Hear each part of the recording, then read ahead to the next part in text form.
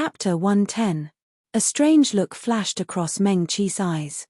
So Ji Wujiang had also fallen into the starfall sea like him? Under the night sky, the black-robed man stood upright on the peak of the mountain. He was a little far away and separated by water, so Meng Qi could not see his expression clearly. Even his facial features were not very clear, but in the light of the array, Ji Wujiang's amethyst 8 trigrams disc floated in the air. They had fought side by side in the barrier of the grand competition, so Meng Qi was very familiar with his appearance.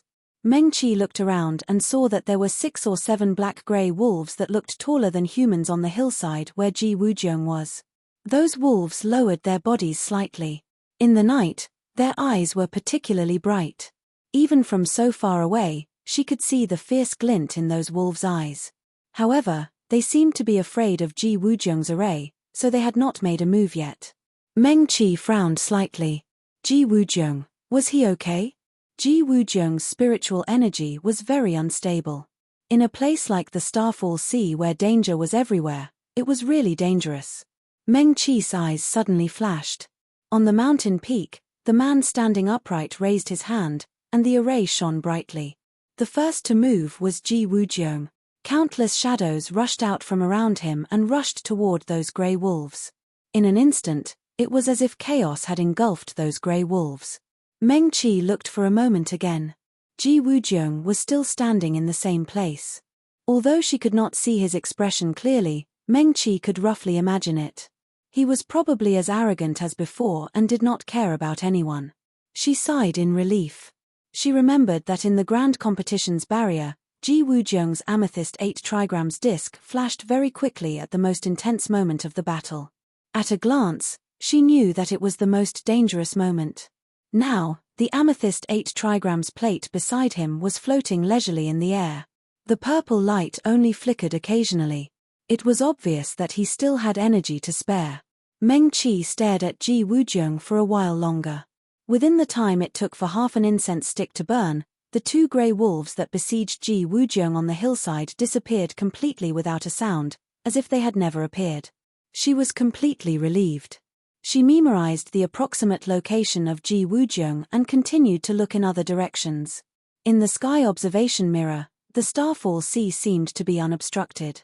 The dense forest, the bottom of the mountain, the grassland, the lake.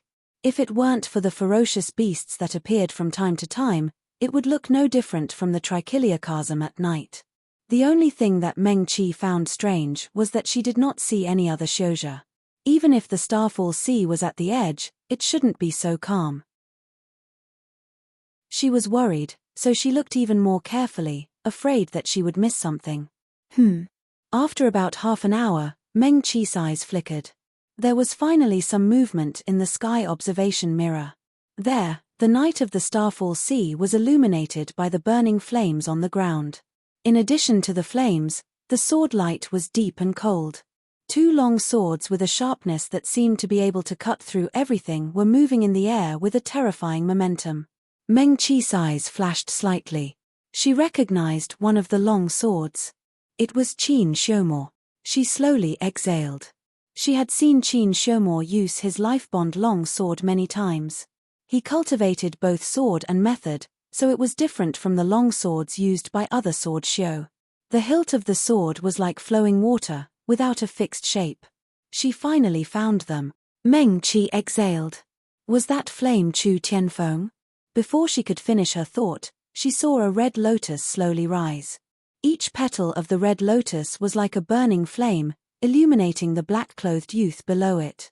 Chu Tianfeng's expression was serious, his thin lips pressed tightly together. He pointed to the sky with one hand, and the red lotus spun in the air, leaving countless red lotus after images wherever it passed. Then, all of a sudden, the shadows of the red lotuses exploded in midair and on the ground, burning everything into a sea of flames.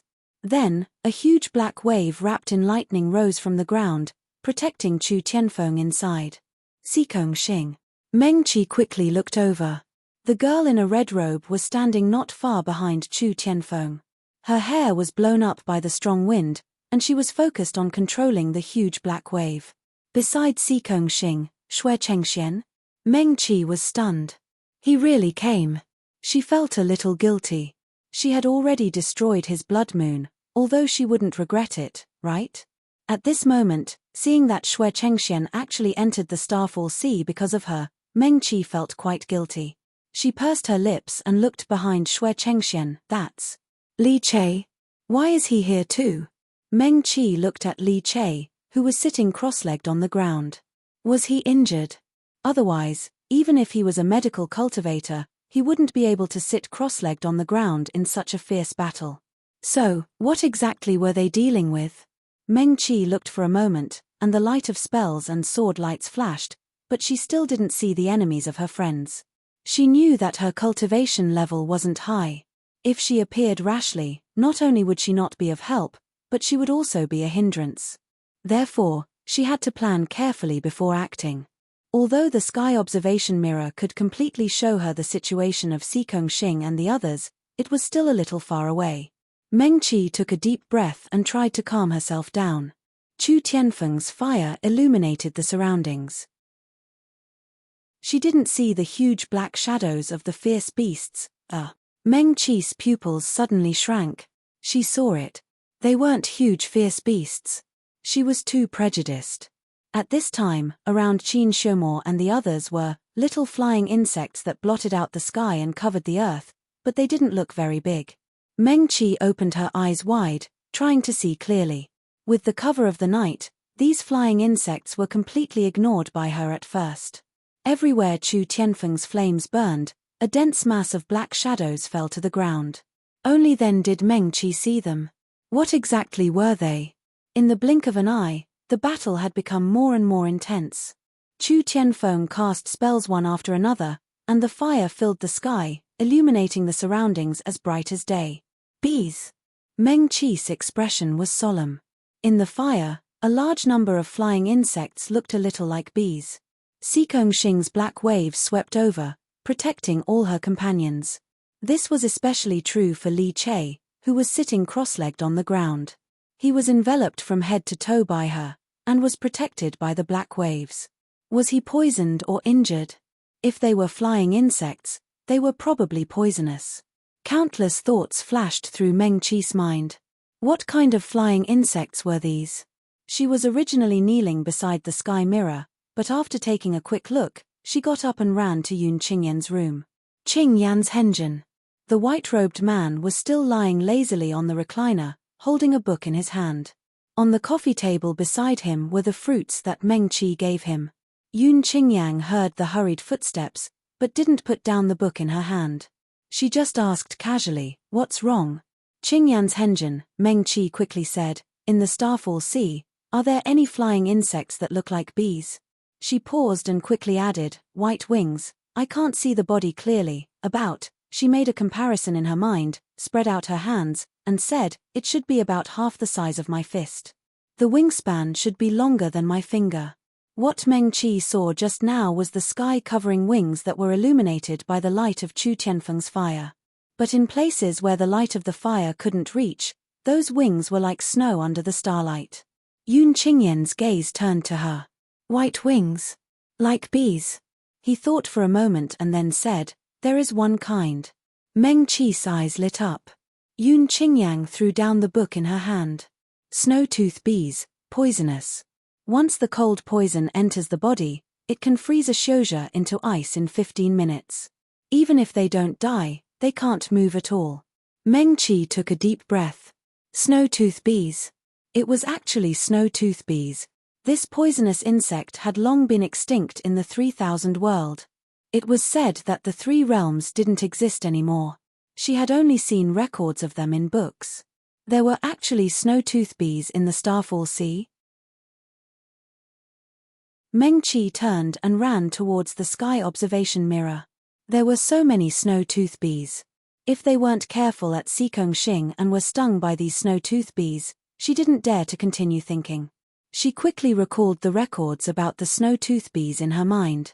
Supposedly, these poisonous insects came from the North Jie of the 3000 worlds.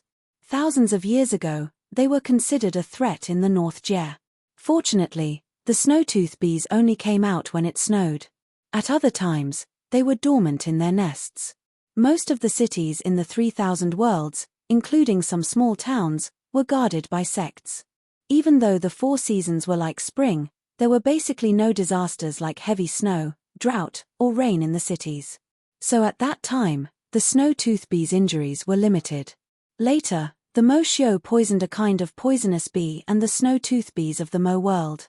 The offspring they obtained not only had the poison of the snow-tooth bees, but could also be active in all seasons. They could enter Xiuzhi cities as though they were in a place without people. Soon, it became a scourge that caused endless suffering in the north. Even though the snow-tooth bees did not reproduce as quickly as normal poisonous bees, they were not weak. More than 10 years later, they not only harmed the people of the North Jie, but also spread to the east and west Jie. When the poison of the snow-tooth bees entered the body, the Xiuzhi's life would not be in danger for the time being. However, the limbs, muscles, and internal organs would all be frozen. Their entire body would be like ice and snow. Other than their consciousness, they would be no different from a dead person. It was even more unbearable than death. Also, the poison was very difficult to cure. The common antidote pills in the 3,000 worlds were useless. They could only rely on fire-type healing spells to expel the poison from the body bit by bit. As for the normal citizens, they were even more miserable. Once the poison entered their bodies, they would die within a few hours. Usually, they could not wait for treatment.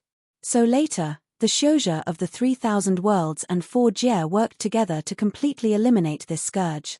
This was recorded in many books. Meng Qi also knew about this. Xue Chengxian and Li Che probably also knew about it. Even Qin Xiumor and the others should have heard about it. After all, it took 7 years to eliminate the snow-tooth bees.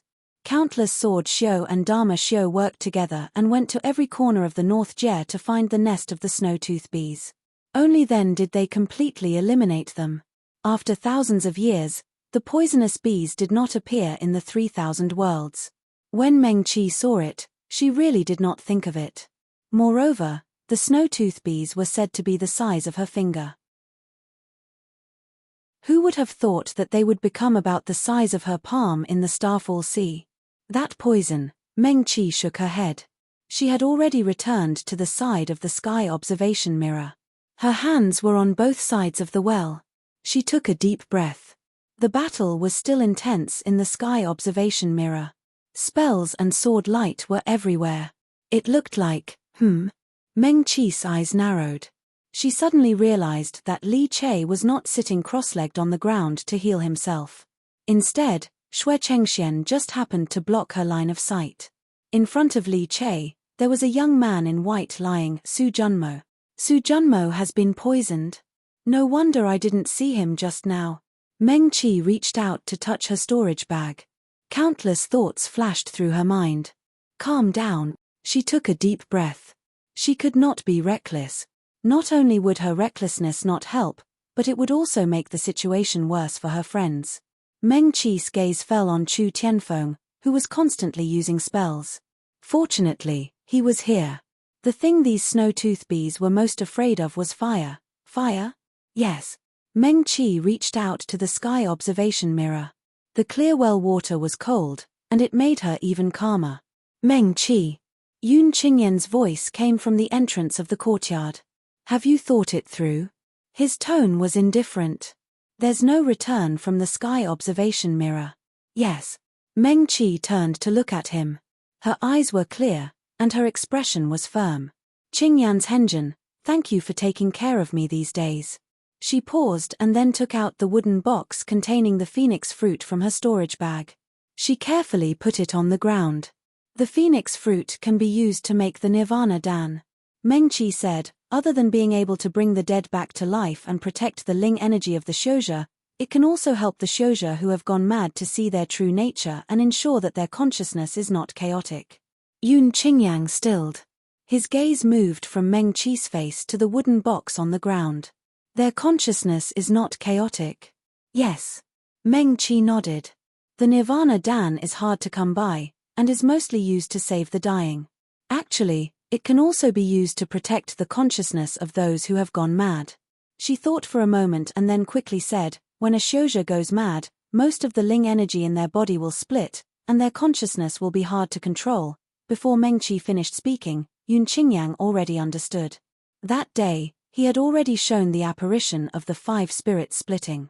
A Xiujia's Ling energy was made up of the primal energies of the 5 spirits. The consciousness controlled Ling energy, and also restrained Ling energy. When the 5 spirits split and were no longer controlled by the consciousness, they would even bite back at the Xiujia's consciousness, causing him to go mad. That day, he had been slightly anxious and had drawn too much primal energies of the 5 spirits into his body, causing the Ling energy in his body to split. If it wasn't for Meng Qi's 5 accumulations meditation mantra that had never stopped, then he would have already gone mad. Meng Qi pursed her lips and said, "The Nirvana Dan recipe can be found everywhere in the 3,000 worlds. All medical cultivators above 4th grade can make it. Among the recipes for the Nirvana Dan, only the phoenix fruit is rare. The other ingredients can be bought at Cloud Immortal Pavilion." When she said this, she did not continue. Yun Qingyang was smart and strong, and had always understood her meaning. Meng Qi's gaze swept over Yun Qingyang's face. In the end, she was still reluctant. The white-robed man in front of her was an expert that she wanted to follow for the rest of her life. He was also the only person in this world who had always treated her gently. Not only did he never laugh at her whimsical ideas, he was even willing to accompany her and work with her to realize her bizarre ideas. Meng Qi took a deep breath and said, "I should have served Qingyan's Henjin, but Sikong Xing and other good friends entered the Starfall Sea because of me. I can't ignore them." Meng Qi retracted her hand and bowed respectfully to Yun Qingyang again. Then she raised her head and smiled brightly at him. Her green robe flashed, and she instantly disappeared into the sky mirror. "Idiot!" Yun Qingyang suddenly smirked. Then he flicked his sleeve, and the whole box of phoenix fruits, which would cause everyone to fight over it, was thrown back into the sky mirror. Oh! Meng Qi had just passed through the sky mirror when the wooden box fell straight into her arms. The wooden box didn't fall with much force. It was as if someone gently placed it in her arms instead of throwing it down.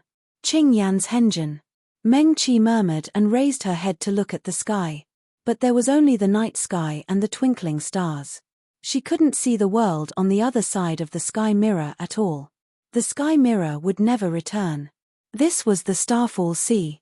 After this farewell, she didn't know when they would meet again. Before Meng Qi finished thinking, her feet had already landed on the ground. She closed her eyes and threw all her reluctance to leave to the back of her mind. She had chosen an excellent position, or perhaps Yun Qingyang had helped her at the last moment.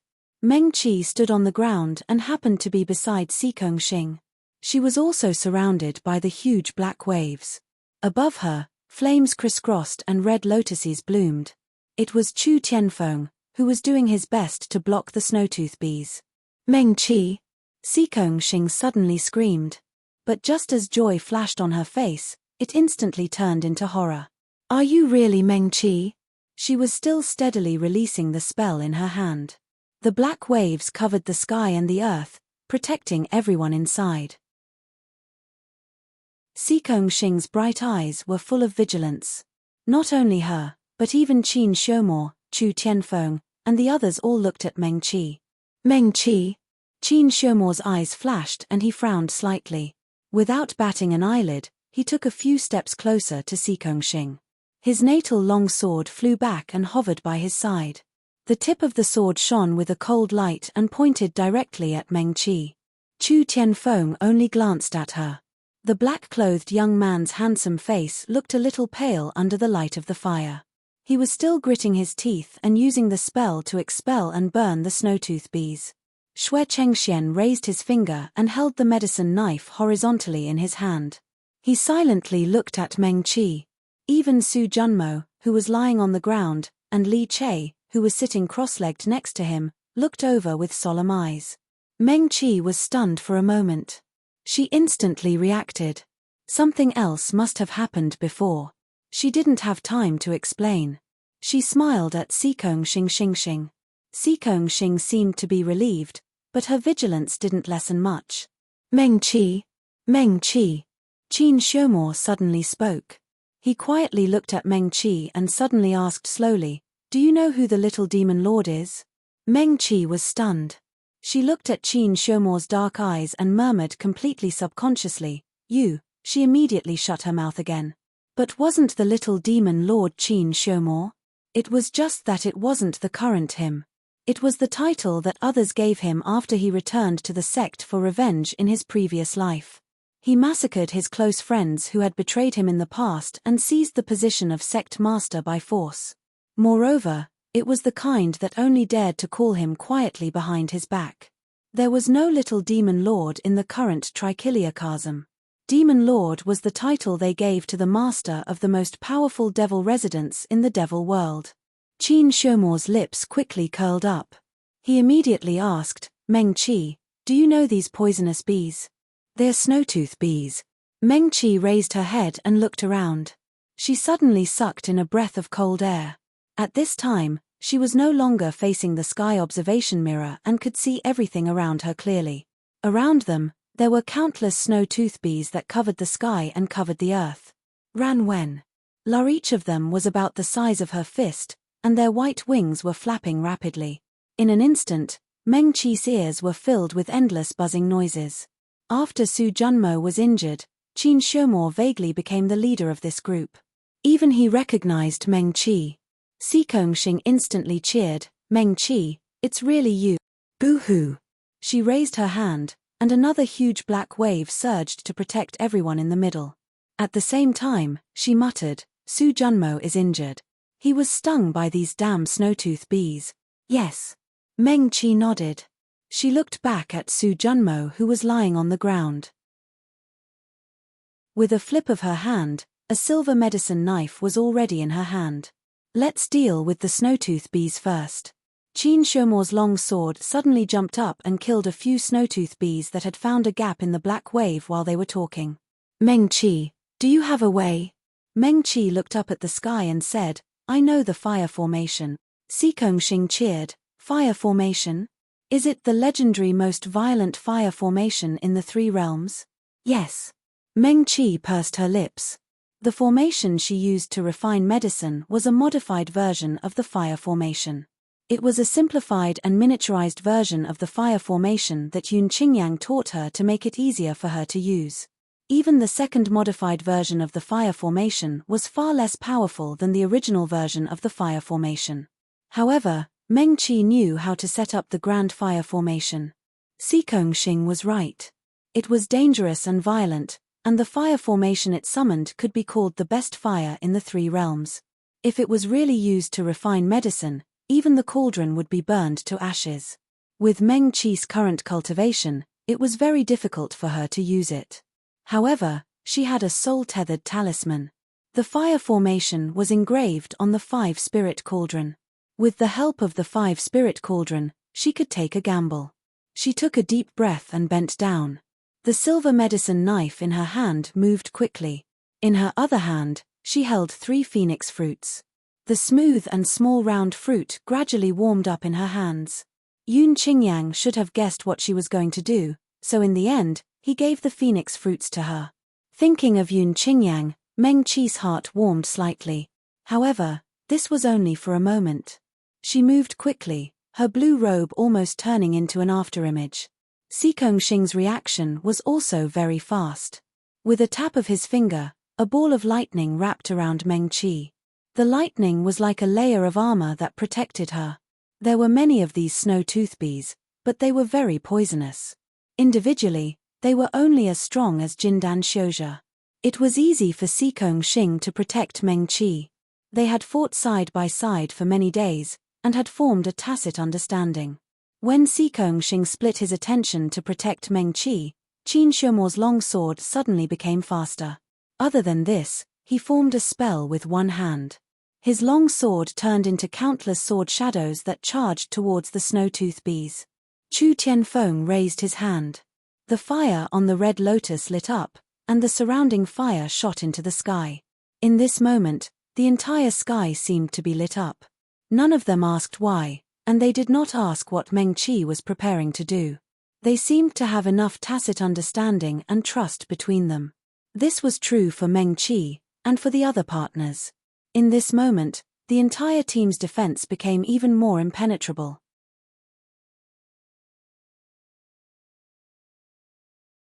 Chapter 111. Meng Qi didn't want him to take Pei Mufeng's things, but Ji Wujiang still succeeded. After taking the stardust, she still fell into the Starfall Sea. Second, I mainly added some details and psychological descriptions. This focused on the time when Meng Qi found Yun Qingyan's real body and when she woke up after treating his injuries. I thought about it.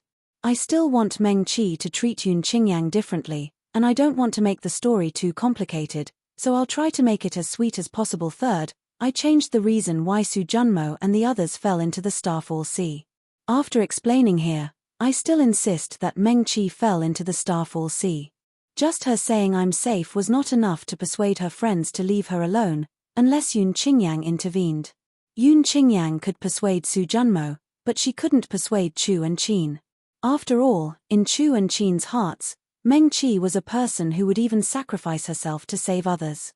So they naturally thought that Meng Qi didn't want her friends to be in danger. I really can't accept this. You can say that I didn't write it well and didn't lay out the details well. However, I feel that, knowing that a good friend is in danger, knowing that a good friend is a kind and gentle person who loves to save people, thinking that she doesn't want them to be in danger, so she's lying to them about her own safety, knowing that she might not even be able to return, but she still wants to save her, and this is a personal choice. She can't use the power of the sect, and she can't even use her own identity to make her fellow sect members die for Meng Qi. I feel that the entire chain of logic isn't too big of a problem, so I insist on my own opinion on this point.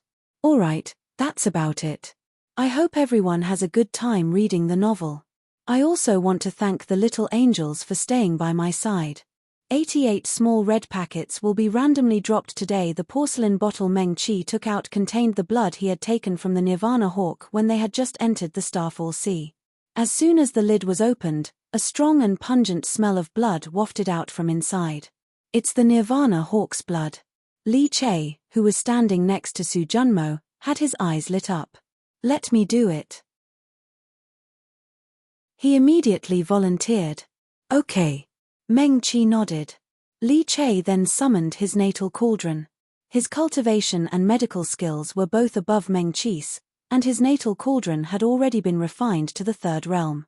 Meng Qi's porcelain bottle was slightly tilted, and 3 drops of blood were accurately poured into Li Che's natal cauldron. The fishy smell instantly became stronger, as if it also carried a wave of hostility and heat, making people want to vomit. Xikong Xing, who was originally following her to watch the show, quickly took 2 steps back and covered her mouth and nose with her sleeves. Meng Qi, this stinks. Meng Qi nodded. The Nirvana hawk's blood already had a strong fishy smell, and the Nirvana hawk's blood also had a bit of explosive hostility, making it even more unpleasant.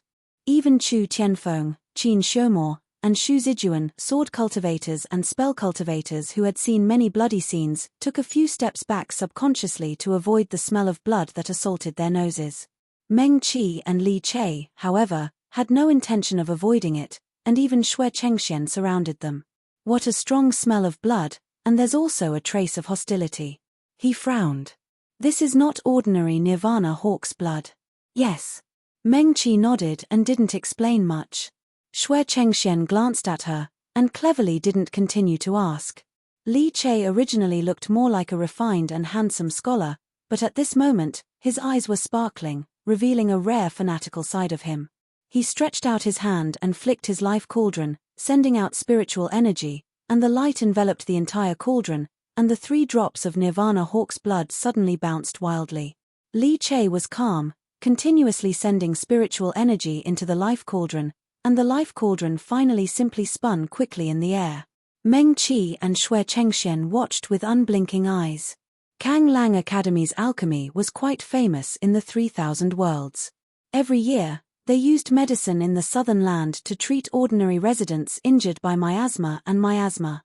It was said that sometimes 2 or 3 ordinary elixirs could be put to good use after passing through their hands, which was quite extraordinary.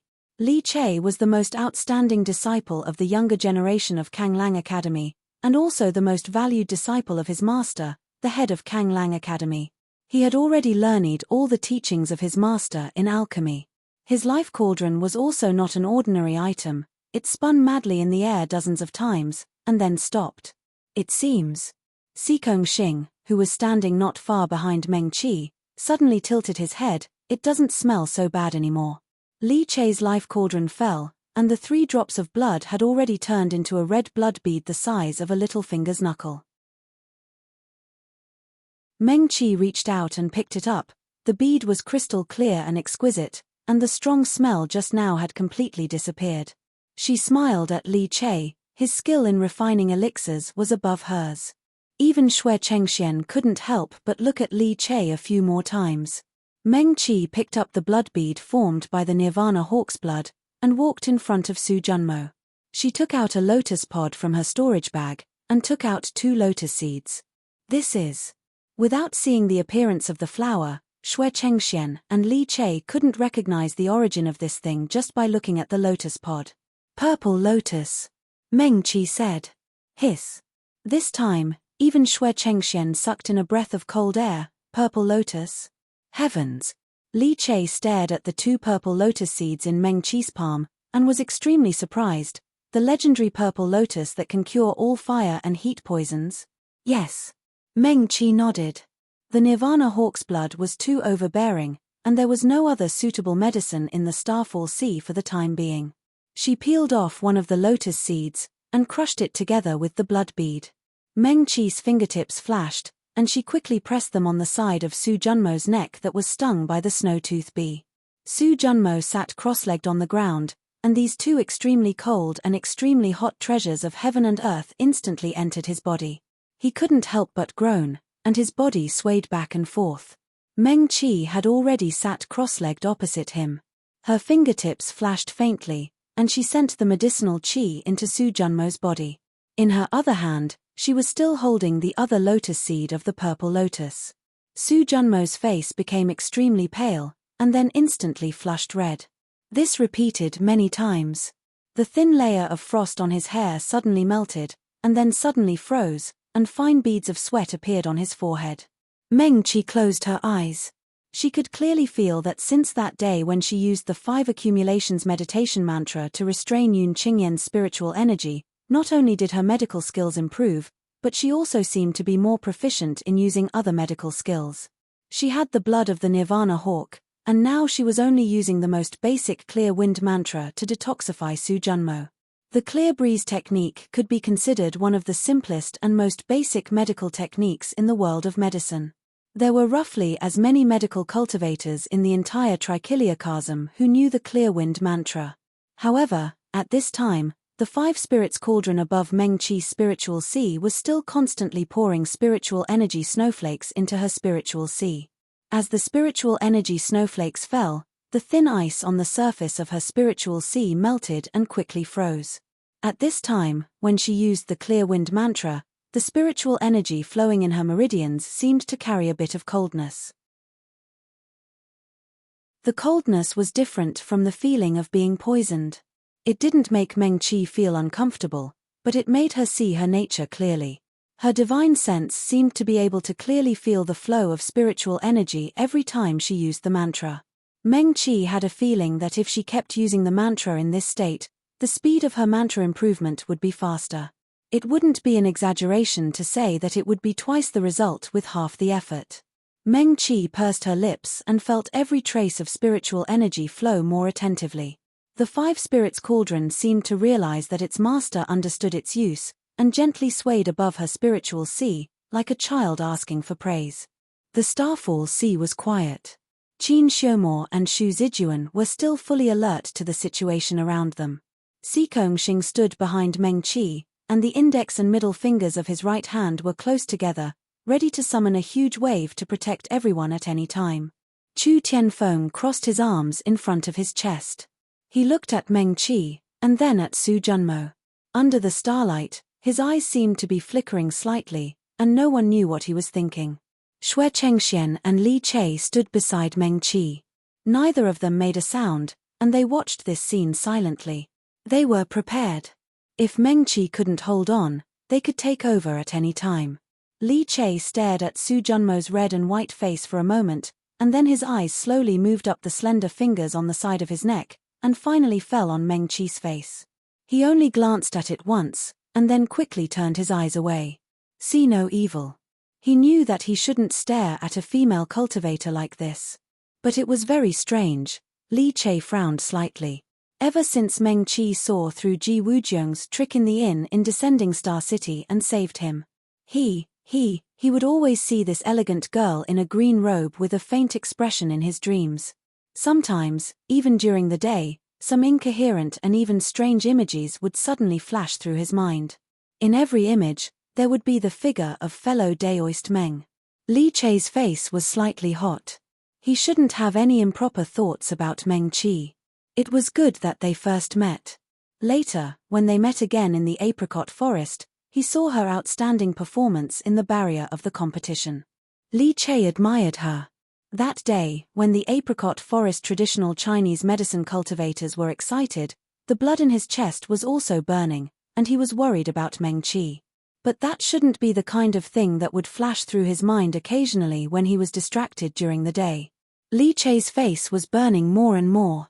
He didn't have a Dao companion yet. But occasionally, he would hear his senior brothers and sisters, or the seniors in the sect, mention that if he had a Dao companion to cultivate with, he wouldn't be too lonely on the Great Dao. Li Che had also thought that he might find a like-minded Dao companion in the future, to accompany and encourage each other, and walk down this great Dao step by step. No one had taught him how to choose a Dao companion. But that day outside Descending Star City, when Lu Qingran risked her life to save him, Li Che's heart beat so fast for the first time in his life for something other than medical skills. He knew that he would never be able to forget that beautiful and brave silhouette. So later on, he often dreamed of Meng Qi, and the person he saw in his daydreams was also her. This was really... Li Che reached out and scratched his head. He really couldn't figure it out.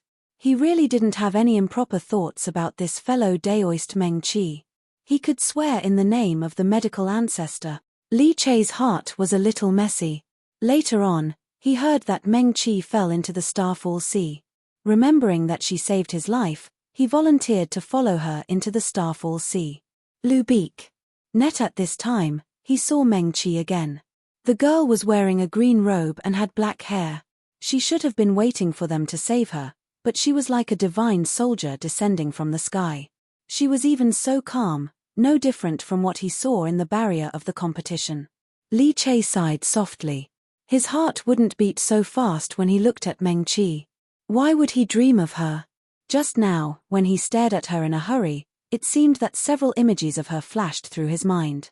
They had clearly only met a few times. The first time they met, he was poisoned, so he couldn't see anything. But Li Che smiled bitterly. Even he didn't understand. Just as his thoughts were in a mess, Meng Qi withdrew her hand. She opened her eyes and looked at Su Junmo sitting opposite her. The white-robed man's forehead was slowly dripping with sweat, and his face was no longer as pale as before.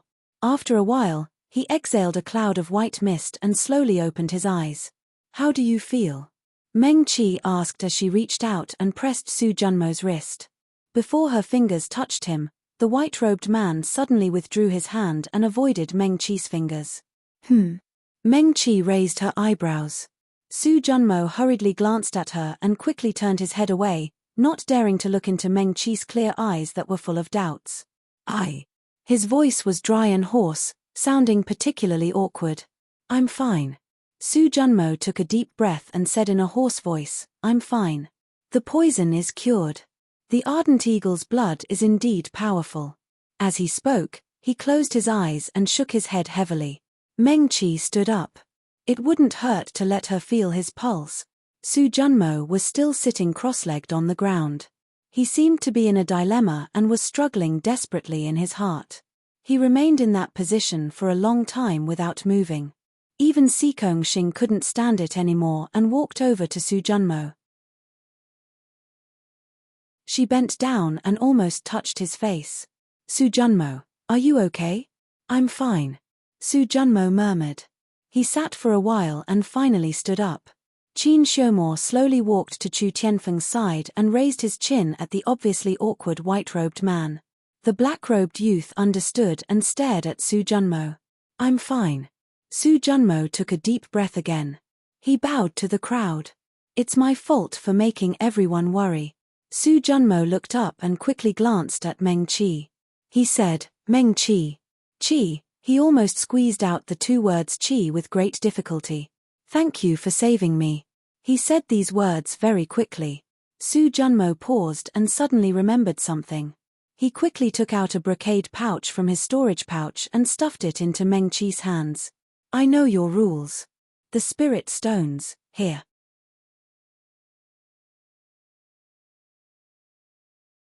Chapter 112.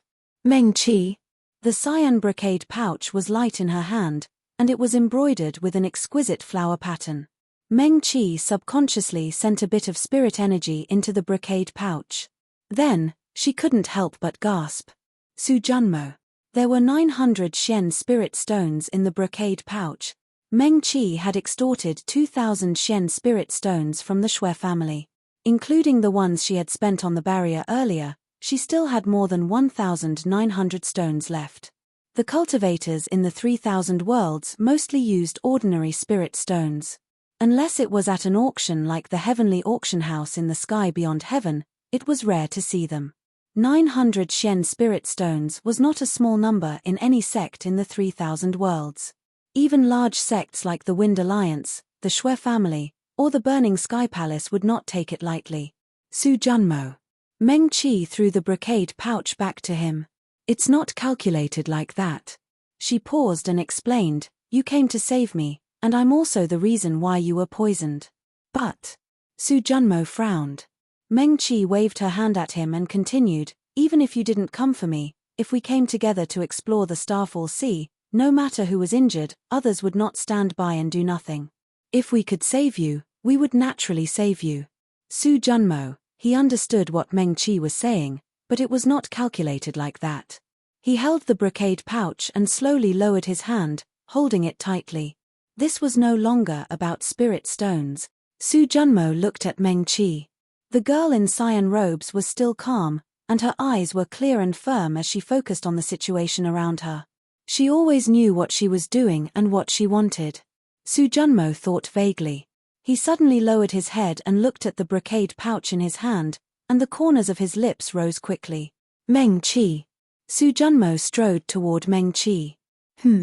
Meng Qi turned to look at him. Just take it. Su Junmo stretched out his hand and forcefully shoved the brocade pouch into Meng Qi's hands. He held Meng Qi's hand in his palm. Her skin was delicate, and her fingertips were slightly cold. There seemed to be a faint medicinal fragrance. It was clearly so small and soft, as if it had no bones. Su Junmo's heart skipped a beat, but as if he had been scalded, he suddenly let go of her hand. Take it, take it. He waved his hand. I don't lack spirit stones.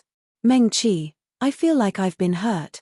Chu Tianfeng and Qin Xiaomor looked at each other again and saw the same message in each other's eyes. Is this really another one? Even Su Junmo?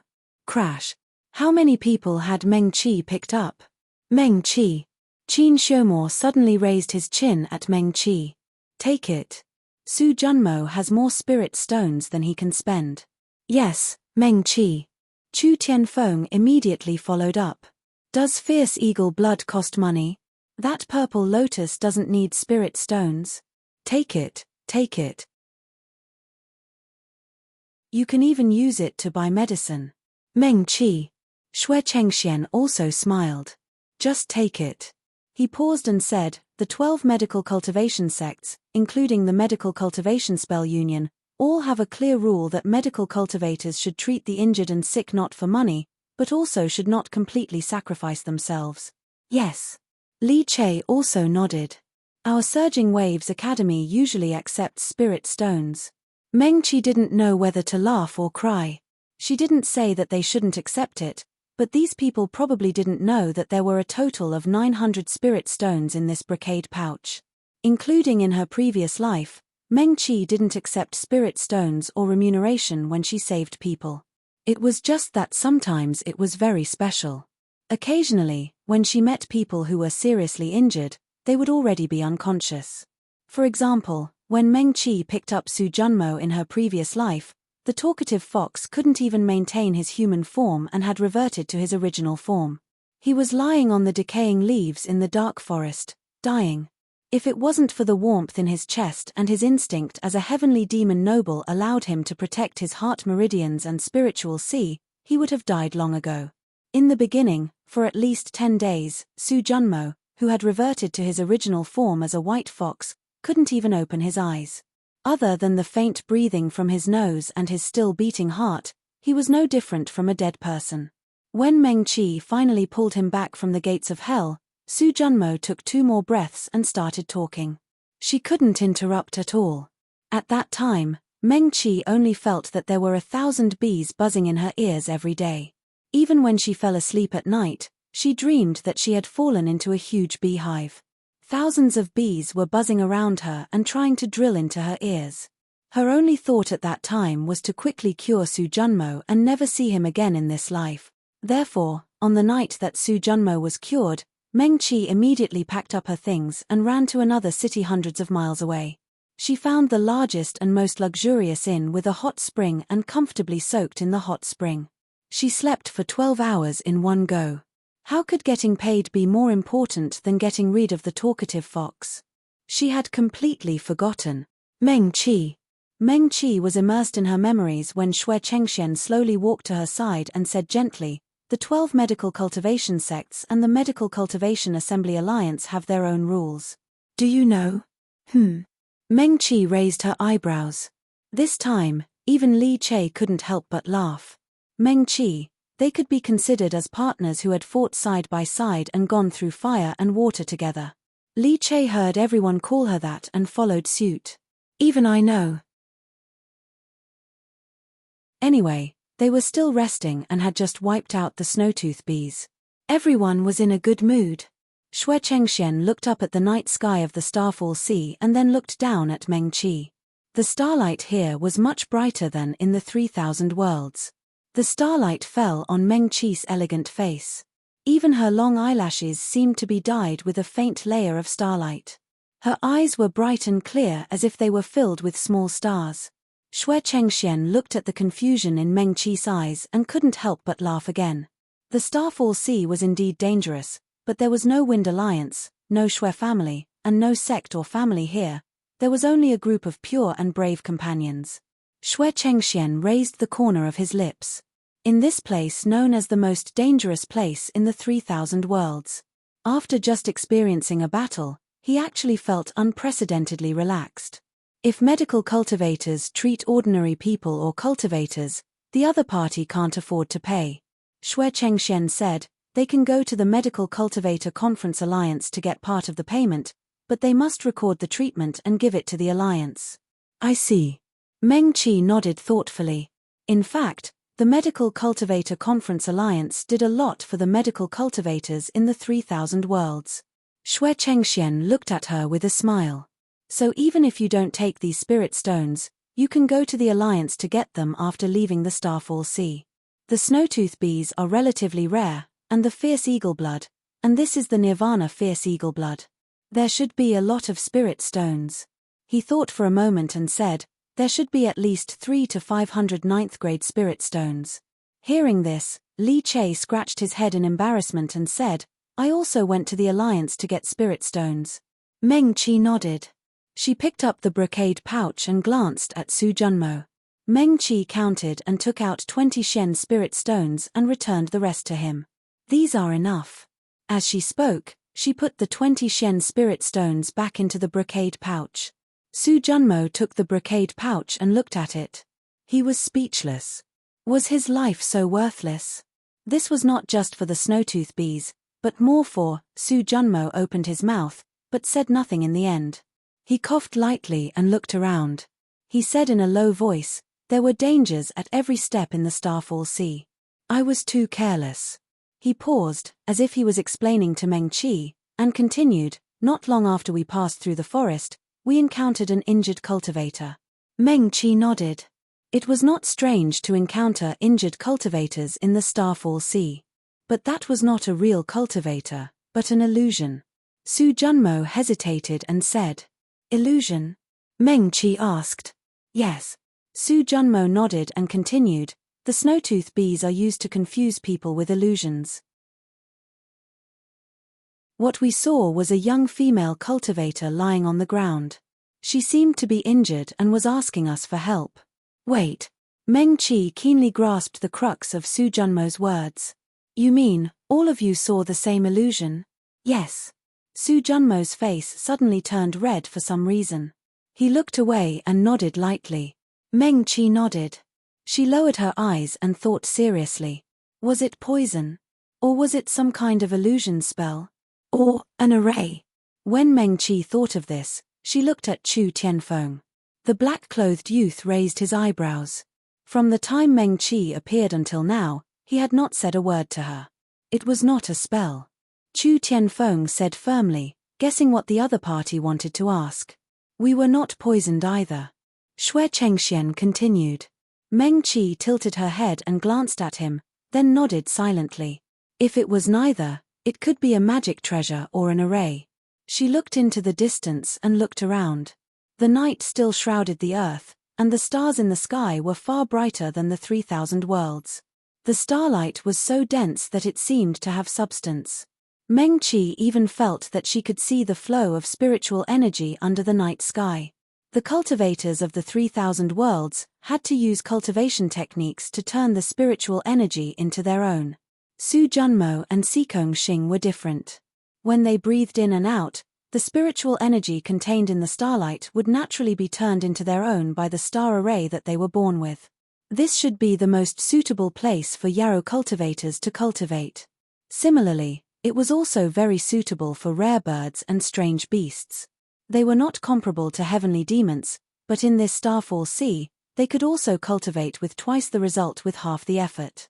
So, was that illusion a new attack method that the snowtooth bees had learned in the starfall sea for thousands of years? Meng Qi's heart skipped a beat, and she quickly separated a part of her divine sense to explore her spiritual sea. Just a moment ago, she suddenly found that the 5-spirit cauldron above her spiritual sea had a new change. Originally, the 5-spirit cauldron was only constantly turning the spiritual energy on Meng Qi's inner core into snowflakes, which was equivalent to making the spiritual energy purer. Now, the 5-spirit cauldron suddenly swayed gently above her spiritual sea. There was a thin layer of ice on the surface of Meng Qi's spiritual sea.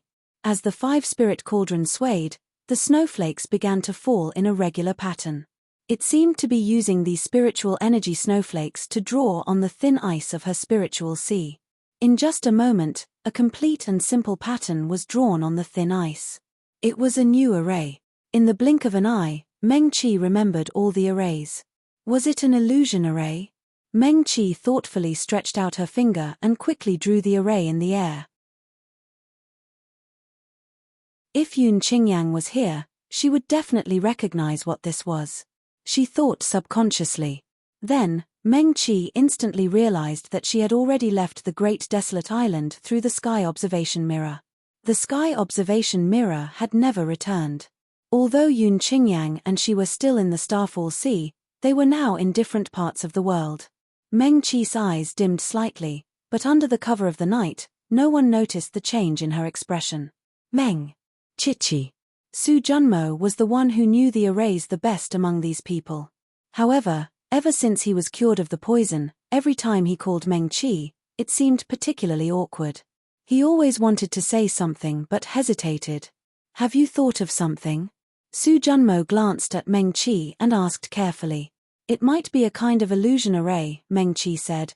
The creatures in the Starfall Sea are different from those in the 3 realms. They have become stronger. Oh.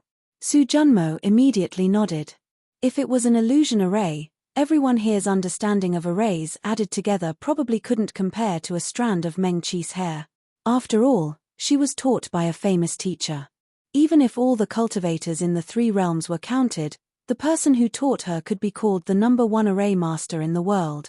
Su Junmo pondered for a moment and continued, that illusion array is very magical. It will automatically choose the strongest among us. Su Junmo, you have already advanced to the spirit severing stage. Chu Tianfeng suddenly interrupted and said, "So what we saw at that time was the injured Lu Qingran?" Su Junmo's face immediately turned red.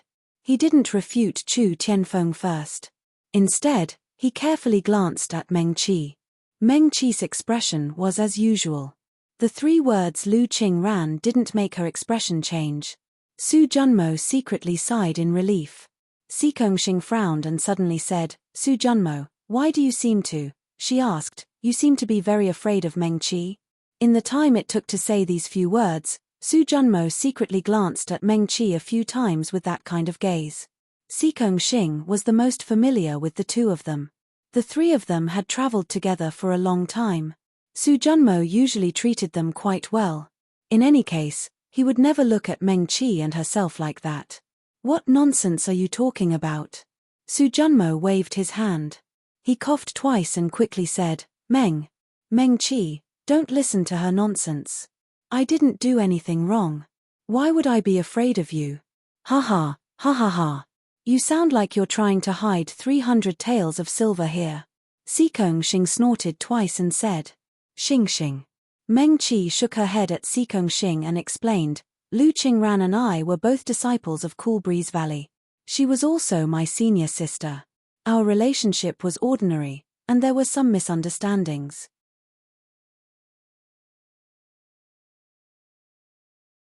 In a huge hive, there was often only a small bottle of snowtooth honey after 100 years. The snowtooth honey was extremely rare. Many pill formulas required the addition of ordinary spirit bees' honey to neutralize the medicinal properties. If the snowtooth honey was used instead, not only could it neutralize the medicinal properties, but it could also double the medicinal effects. They wanted it. Meng Qi and Li Che looked at each other again. They saw the desire for the snowtooth honey in each other's eyes.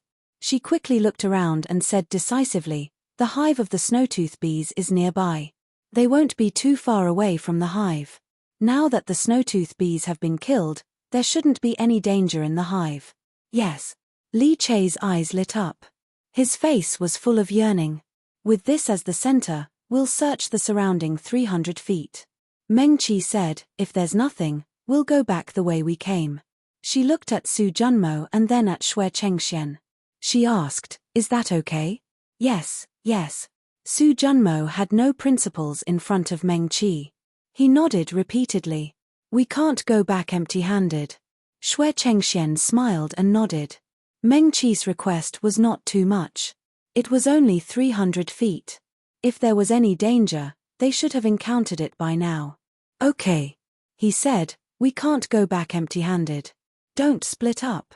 Qin Xiumor walked over. "2 people in a group. We'll search quickly and leave." "Okay." Meng Qi nodded repeatedly and agreed obediently. "Meng Qi, you and I will be in a group." Qin Xiumor raised his chin at her, turned around, and walked toward the south. Meng Qi shrugged. She comforted Si Kongxing and quickly followed him. After working together for the past few days, they had a tacit understanding. The rest of the people quickly formed groups of 2 and walked in the other 3 directions. Qin Xiumor did not walk fast. Meng Qi quickly caught up with him and walked side by side. He walked a distance away and turned around to look behind him. "Meng Qi." Qin Xiumor lowered his voice. Just now, he paused and flicked his fingers. His natal longsword moved and stopped beside him with a whoosh. The tip of the sword shone with cold light. It was extremely sharp. Qin Xiumor closed his eyes and said in a low voice, "I saved your life. You've already paid the spirit stones." Meng Qi interrupted him. She turned to look at Qin Xiumor. He was also looking at her. The little devil king, who would make the entire southern land change their faces when talking about him in the future, had deep facial features. Under the starlight, the man in black looked handsome and mysterious. His eyes were even brighter than the stars. Qin Xiumor raised the corner of his mouth and said in a lazy tone, "Fine." Sometimes he spoke like Ji Wujiang, with a hint of mockery. However, he was far less harsh and arrogant, as if he didn't care about anyone in the world. If you don't want to mention it, then don't mention it. In any case, mentioning it will only make us ashamed and look like clowns. Qin Shimo's words were a bit harsh. Meng Qi was stunned. She heard him say again, Chu Tianfeng is a fool. I'm afraid he still hasn't guessed. He lowered his voice and said softly, you also. Before he finished speaking, a whoosh sound suddenly came from not far away. Meng Qi looked up and saw a firework with a long tail rushing into the sky under the night sky. The firework exploded in midair, and a clear when character appeared in the night sky. Then, it quickly turned into little bits of spiritual aura and scattered in all directions, disappearing without a trace. It's big sister Shui. Meng Qi blurted out. We found it. At the same time, not far behind them, cheers came from the Sikong Xing. Its big sister Shui Jinwen, Meng Qi quickly repeated. She turned around and rushed in the direction of the Sikong Xing. Qin Shimo seemed to want to say something, but in the end, he closed his mouth. He quickly followed, and the group quickly gathered around the Sikong Xing. She stood side by side with Su Junmo and handed the porcelain bottle in her hand to Meng Qi. The snowy tooth honey is all in here. We'll split it equally. Meng Qi did not take the porcelain bottle. He waved his hand and said, we'll split it after we get out. She then said, did you see it just now? That communication firework was from big sister Shui Jinwen. Third sister? Shui Chengxian frowned slightly. Are you sure? I'm sure. Meng Qi nodded firmly and took out the same communication firework from his storage bag. Big sister Shui gave this to me when we went to the Immortal Cloud Pavilion. Shui Chengxian reached out and took the firework. He held it in his hand and looked at it carefully. But this time, third sister said that her cultivation was not enough and it was useless to come here. So, she stayed in Descending Star City and did not come with us. DDG. After saying that, he looked up at Meng Qi. Are you sure? Shui Chengxian said as he turned to look in the direction of the fireworks. He muttered, that's the center of the Starfall Sea. It's even more dangerous there. Why would third sister appear there? Meng Qi frowned slightly. Before she could say anything, Xu Zijuan, the disciple of the Falling Star Pavilion, who had been quiet all this while, suddenly pointed to the sky and said excitedly, I think there was a flash of sword light just now. Just as he finished speaking, another sword light streaked across the sky. Xu Zijuan's eyes lit up. That's a sword from the Falling Star Pavilion. He became even more excited. It's the Pavilion Master. The Pavilion Master went in that direction.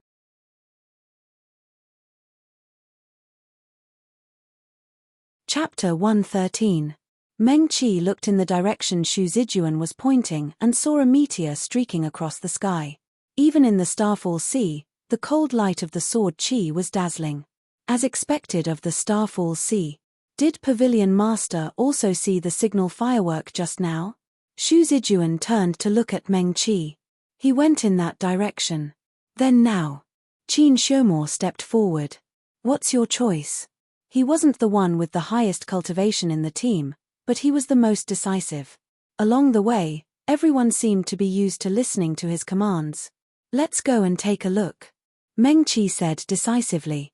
I'll go too. Chu Tianfeng immediately followed. Since it's someone Meng Qi knows, I think we should go. Li Che also said, if it's really third Miss Shui who sent the signal for help, we can't just sit back and do nothing. If it's Shui Jinwen, we really have to go. Su Junmo said, besides, everyone is going. Naturally, I can't be left out. Most importantly, Meng Qi was going. He definitely had to go. I'll go too. Sikong Xing said, I'll go wherever Meng Qi goes. In the end, everyone's eyes were focused on Shui Chengxian. He smiled bitterly. I can't get out of this Starfall Sea by myself. He paused, cupped his hands to the people around him, and said, although I don't know why my sister appeared in this Starfall Sea, I'll have to trouble you all. After Shui Chengxian finished speaking, his gaze swept over Meng Qi's face. They did come to save Meng Qi, but these people's trust in her was really beyond his expectations. Just because she said that it was his third sister's signal firework, these people didn't even question it. Qin Shimo and Chu Tianfeng. Even he had heard of these two geniuses among the younger generation. Su Junmo and Sikong Xing, who came from the demon realm, were both heaven demon nobles. They were actually loyal to Meng Qi. There was also the Surging Waves Academy, a rather famous medical cultivation sect in the southern land. Other than being famous for their medicinal pills, they were also well known for being aloof from worldly affairs. Xue Chengxian looked at Meng Qi's side profile thoughtfully. These people's trust in her seemed to be innate and unreasonable.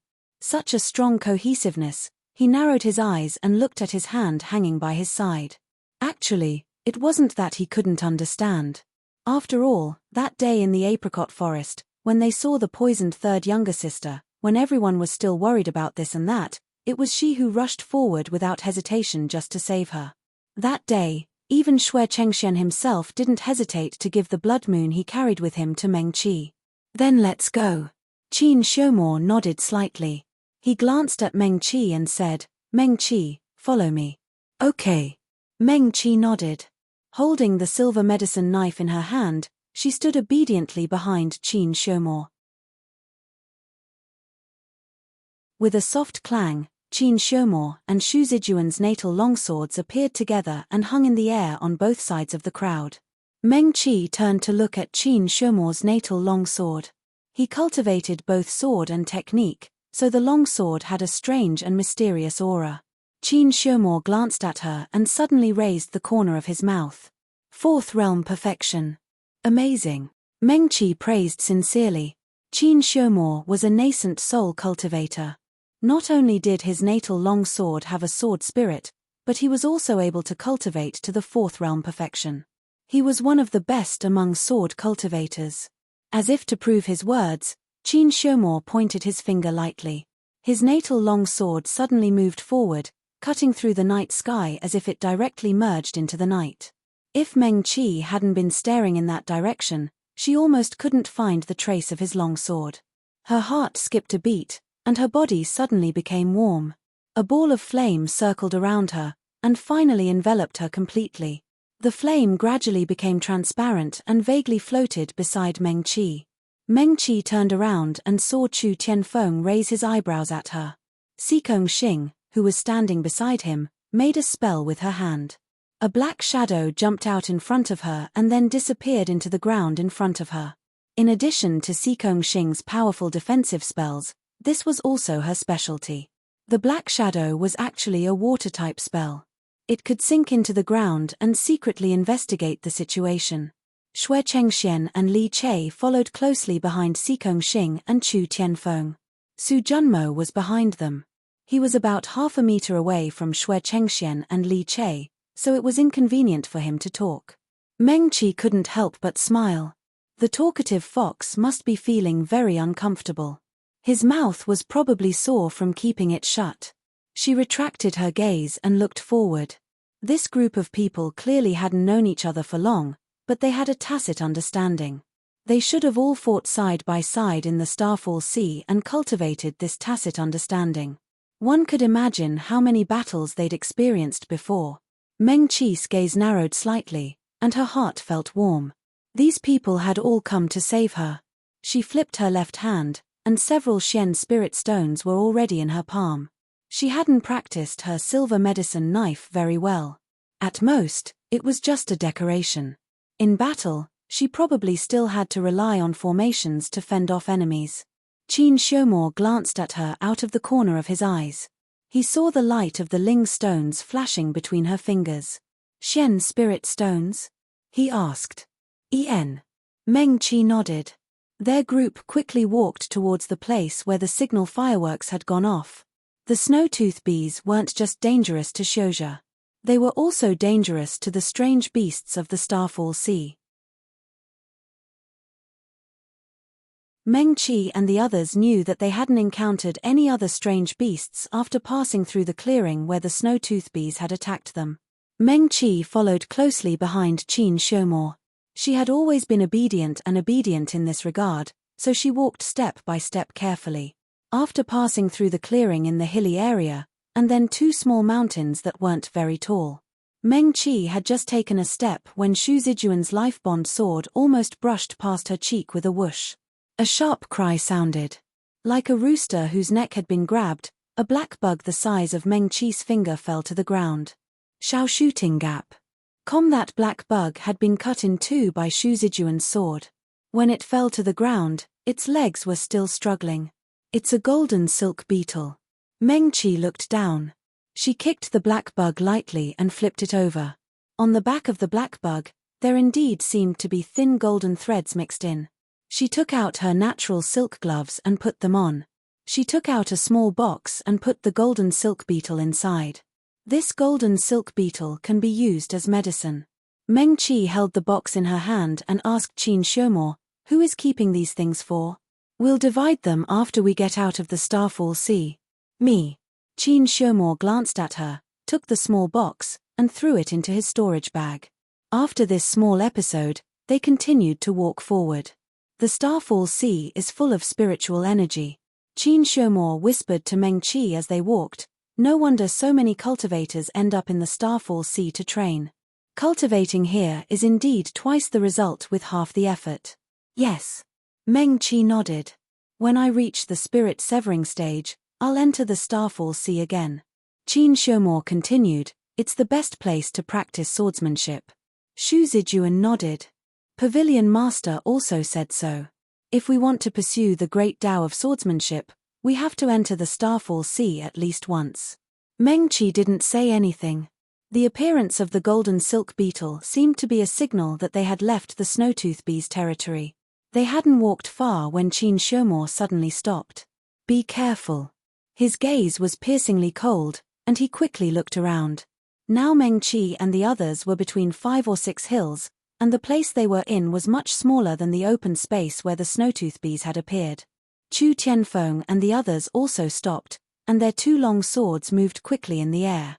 Xing raised her finger, and a small ball of black water drilled out of the ground and landed firmly in her palm. Before she could finish her sentence, more than 10 green lanterns suddenly lit up on the surrounding 5 or 6 hills, as if they had agreed beforehand. "Wolves." Xing's eyes suddenly widened, and she murmured the second word. Meng-Chi quickly glanced around. In the night, there were 7 or 8 tall wolf-shaped shadows standing on the hills. They looked down at Meng-Chi and the others, and they seemed to be much taller than them. Those green lanterns were not lights, but the eyes of these giant wolves. The giant wolves' eyes were deep, and they stared coldly at Meng-Chi and the others. "Ah!" Xing suddenly exclaimed in a small voice, and quickly moved closer to Meng-Chi and the others. "There are more." She raised her hand and pointed at the foot of the hill, drawing a circle. "There are wolves in all directions." Sure enough, after a short while, 5 or 6 giant wolves with deep green eyes slowly turned out from behind each hill. These wolves were not as tall as the ones standing on the hills, but each of them was almost twice as tall as Meng-Chi. After these giant wolves turned out of the hills, they were not in a hurry to attack, but just surrounded the few of them in the center. Meng-Chi took a deep breath.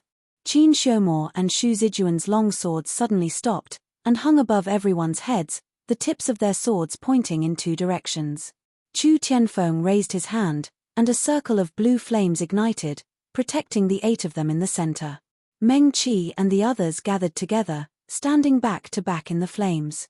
She calmly looked at those giant wolves. They were far taller than the wolves of the 3,000 worlds, and their green eyes were cold. In the night, they looked exceptionally terrifying. Including the alpha wolf at the top of the hill, Su Junmo quickly said, "There are a total of 43 wolves." He glanced around. The 7 alpha wolves are all 5th grade beasts, and there are 3rd grade and 4th grade beasts below. "Yes." Qin Shemo nodded. Meng-Chi's gaze was solemn. In other words, they were now surrounded by 7 Fenshin cultivators and a group of Jindan and Yuaniing cultivators. Beasts of the same level in the 3,000 worlds were no match for cultivators. A Yuaniing 4th or 5th stage sword Shio or Dharma Shio could easily deal with a 5th grade beast. But this was the Starfall Sea. On the top of the hill, the 7 alpha wolves of the giant wolves did not move. At the foot of the hill, those giant wolves just stood in place, their green eyes staring straight at Meng-Chi and the others. The night suddenly became quiet, and only the sound of the wind blowing through the canyon could be heard. The night wind brought with it the smell of the giant wolves. The smell of blood was very strong, and it was unknown if they had just gone through a battle. Meng-Chi's heart moved slightly, and something in her storage bag suddenly vibrated crazily. Her right hand, which was holding the medicine knife, carefully and slowly pressed on the storage bag. Inside, a black token was jumping desperately, as if it had sensed something. This was the token of the patriarch of the Ji family that Ji Woojeong gave her earlier. That's right, Ji Woojeong.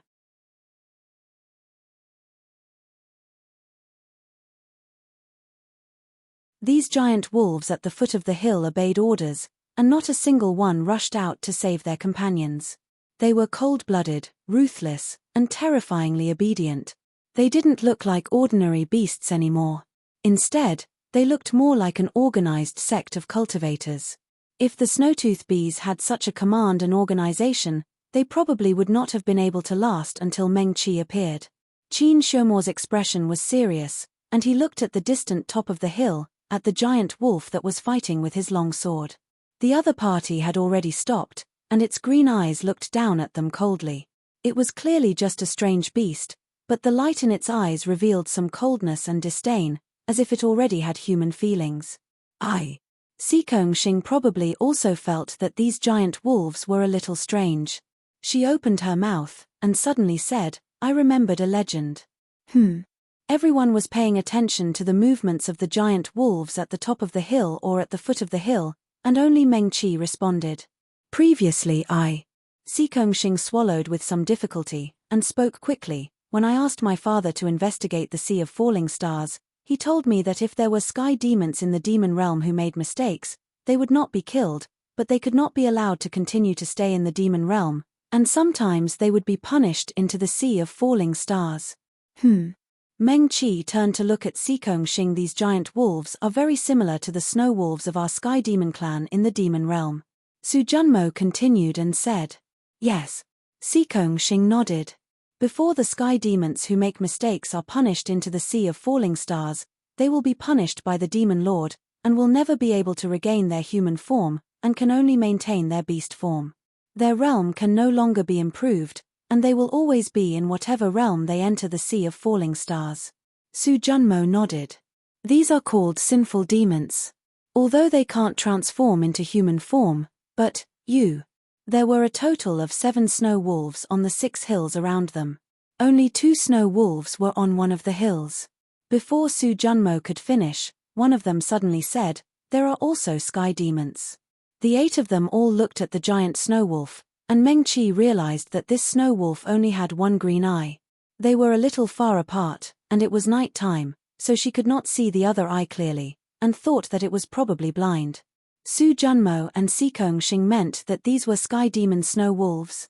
Although they could no longer transform into human form, they could still talk. The snow wolf sneered. "So it's a little white fox and a little red fox." "My lord," Xing called sweetly. In the demon realm, age was not important, and the strong were respected. That snow wolf's cultivation had reached realm 5, so Xing was right to call him that.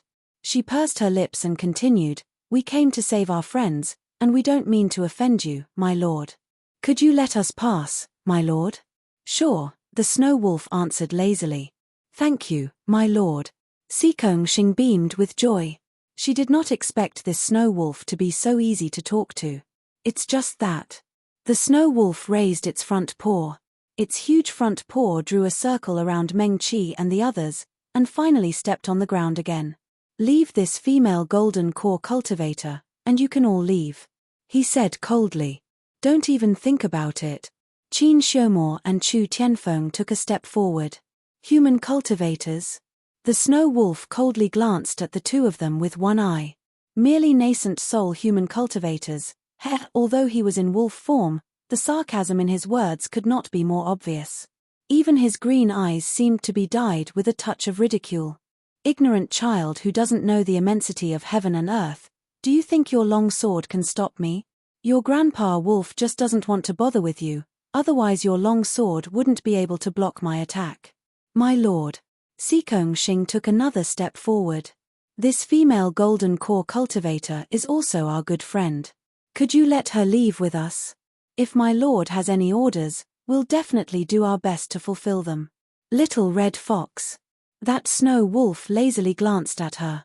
Grandpa Wolf is willing to let you pass because of your father. Otherwise, you and this little white fox together wouldn't be able to withstand one of Grandpa Wolf's claws. Cut the crap. Chu Tianfeng's gaze was cold. He raised his hand, and his natal magic treasure floated beside his face. The black-clothed youth fearlessly raised his head and looked directly at the snow wolf. If I kill you, we'll be able to pass. Just as he finished speaking, the red lotus had already floated into the sky. Petals fell one after another like rain, falling around the snow wolves at the foot of the mountain. As soon as Chu Tianfeng attacked, Qin Xiumo and Shu Zijuan simultaneously attacked with their swords. This was the Starfall Sea. They didn't believe a single word of this heavenly demon snow wolf. In this place, one wrong step could cause even mighty figures who were more powerful than them to directly fall here. Sikong Xing also closed his mouth. He raised his hand, and a huge black wave rose up, protecting Meng Qi within it. Xue Chengxian flicked his hand, and a shiny silver medicine knife appeared in his hand. His figure flashed, and he blocked in front of Meng Qi. His gaze was solemn as he looked at the snow wolves at the foot of the mountain. Li Chei's palm faced up, and his natal cauldron lightly fell into his palm. Medical cultivators not only knew how to save people, but their understanding of poisons was also the best in the 3,000 worlds. He flicked his finger, and 7 or 8 medicinal herbs fell into his natal cauldron. In just a moment, green gas rose from the cauldron, and a strange rotten smell floated out. Over the past few days, they had developed quite a tacit understanding of each other. In just a short moment, everyone was ready for battle. They were only waiting for Chu Tianfeng's red lotus to explode, and then all of their attacks would be launched towards those snow wolves. Hee, on the top of the mountain, the snow wolf suddenly chuckled. His laughter was contemptuous and full of disdain. He looked down at them condescendingly, grinned, and revealed his white teeth. He said in a cold tone, "How dare you make a fool of yourself in front of your Grandpa Wolf with such insignificant skills? Meng Qi." Sikong Xing stepped forward and said to him, "Be careful." After he finished speaking, he looked at Meng Qi strangely. Since the snow wolf began to speak, Meng Qi had been looking up at him. Now that everyone was ready for battle, she was the only one who was still staring at the snow wolf in a daze, as if she was crazy. "Meng Qi?" Sikong Xing quickly pulled her arm. "Are you okay?" Her question attracted everyone's attention. Qin Xiumo and Chu Tianfeng quickly turned their heads and glanced at her. "Meng Qi?" Chu Tianfeng asked worriedly, "Are you okay?" He, Qin Xiumo, and Meng Qi had come all the way here from Qingfeng Valley, and they had fought side by side more than once or twice. No matter what Meng Qi's cultivation level was, he was never the kind of person who would drag the whole team down. "Meng Qi?" Sikong Xing suddenly became even more worried. "Are you okay? The little girl has clearly fallen for Grandpa Wolf's charm and wants to stay." The snow wolf chuckled. "Can you leave now?" Sikong Xing, "Kill him first." Chu Tianfeng jumped up anxiously. With a boom, the red lotus flames that blotted out the sky and earth exploded, and even the night sky seemed to be illuminated. One could see the anxiety in the master of the red lotus. The flames exploded among the wolves. Without an order, the snow wolves did not dare to move. They could only howl and desperately avoid the burning red lotus flames. On the top of the mountain, the snow wolf who had spoken earlier suddenly howled. No one saw how he moved, but in the blink of an eye, he appeared among the snow wolves at the foot of the mountain. His huge front paw slammed down, and the red lotus flames that were burning wildly just now were extinguished by more than half in an instant. Grandpa Wolf said, "It's just a small trick." As he spoke, he rushed toward Chu Tianfeng and the others. The snow wolf rushed to Chu Tianfeng's flame barrier in a flash. He did not immediately break through the flame barrier, but the huge snow wolf's movements were incomparably agile. Sikong Xing and the others looked at him as he quickly circled around the crowd. Qin Xiumo and Shu Zijuan's long swords chased closely behind him, but they were always a distance away and could not hurt him. Su Junmo put his right index and middle fingers together and pointed at the snow wolf from afar. 7 or 8 green nets suddenly appeared around him, and it looked like they were about to envelop him. Ha ha ha ha ha! The snow wolf suddenly howled, and 7 or 8 spirit stones flew out of his huge paw. With a loud boom, the light around them shot up into the sky, and spirit chi spewed out. Not to mention Chu Tianfeng's flame barrier, even Sikong Xing's huge black waves were scattered by the spirit chi and disappeared in an instant. This is.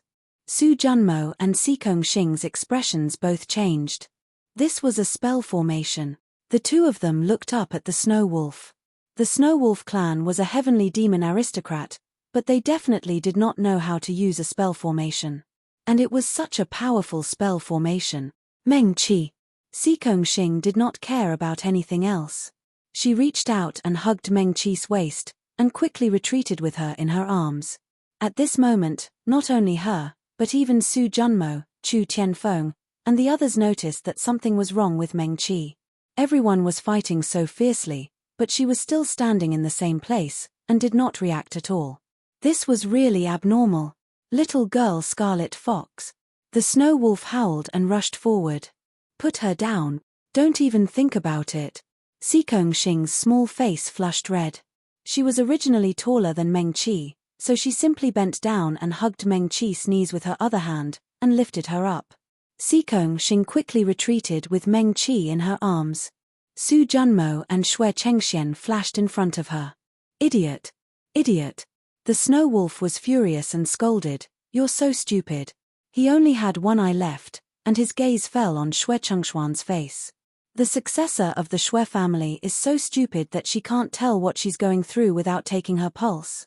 The Snow Wolf's gaze swept across Li Che. There's a medical cultivator here? Heh. It's true that two idiots together can't become a little smarter. They can only be more stupid. Li Che, Xue Chengxian, little girl Scarlet Fox. The Snow Wolf said, "Why are you retreating? If you retreat any faster, Grandpa Wolf will." As if to prove his words, the Snow Wolf's huge body suddenly flashed.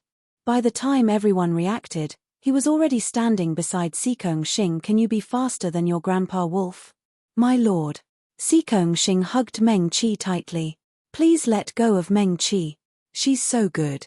"Idiot." The Snow Wolf snorted softly. He raised his huge front paw and pressed it toward Sikong Xing. "Stop." Chu Tianfeng and Qin Shimo shouted sternly. The Red Lotus sword rushed toward the Snow Wolf in an instant. The two of them also pounced on the Snow Wolf. "Humph." The Snow Wolf snorted softly. He raised his front paw and slapped Qin Shimo's sword with great accuracy. The long sword trembled. Although it was not swatted down, it began to sway as if it was drunk. "Idiot, Ji Wujiang." Before the Snow Wolf finished speaking, Meng Qi's voice suddenly sounded softly, interrupting him. She paused and said, "What's wrong with your left eye?" she asked.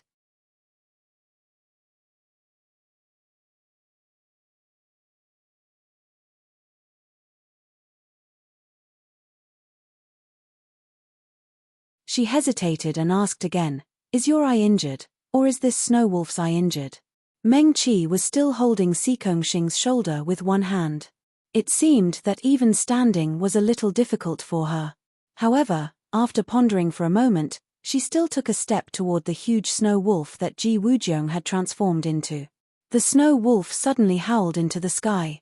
In the howl, his body shook, and the black-robed man was already standing next to the Snow Wolf's huge body. No one saw how he did it.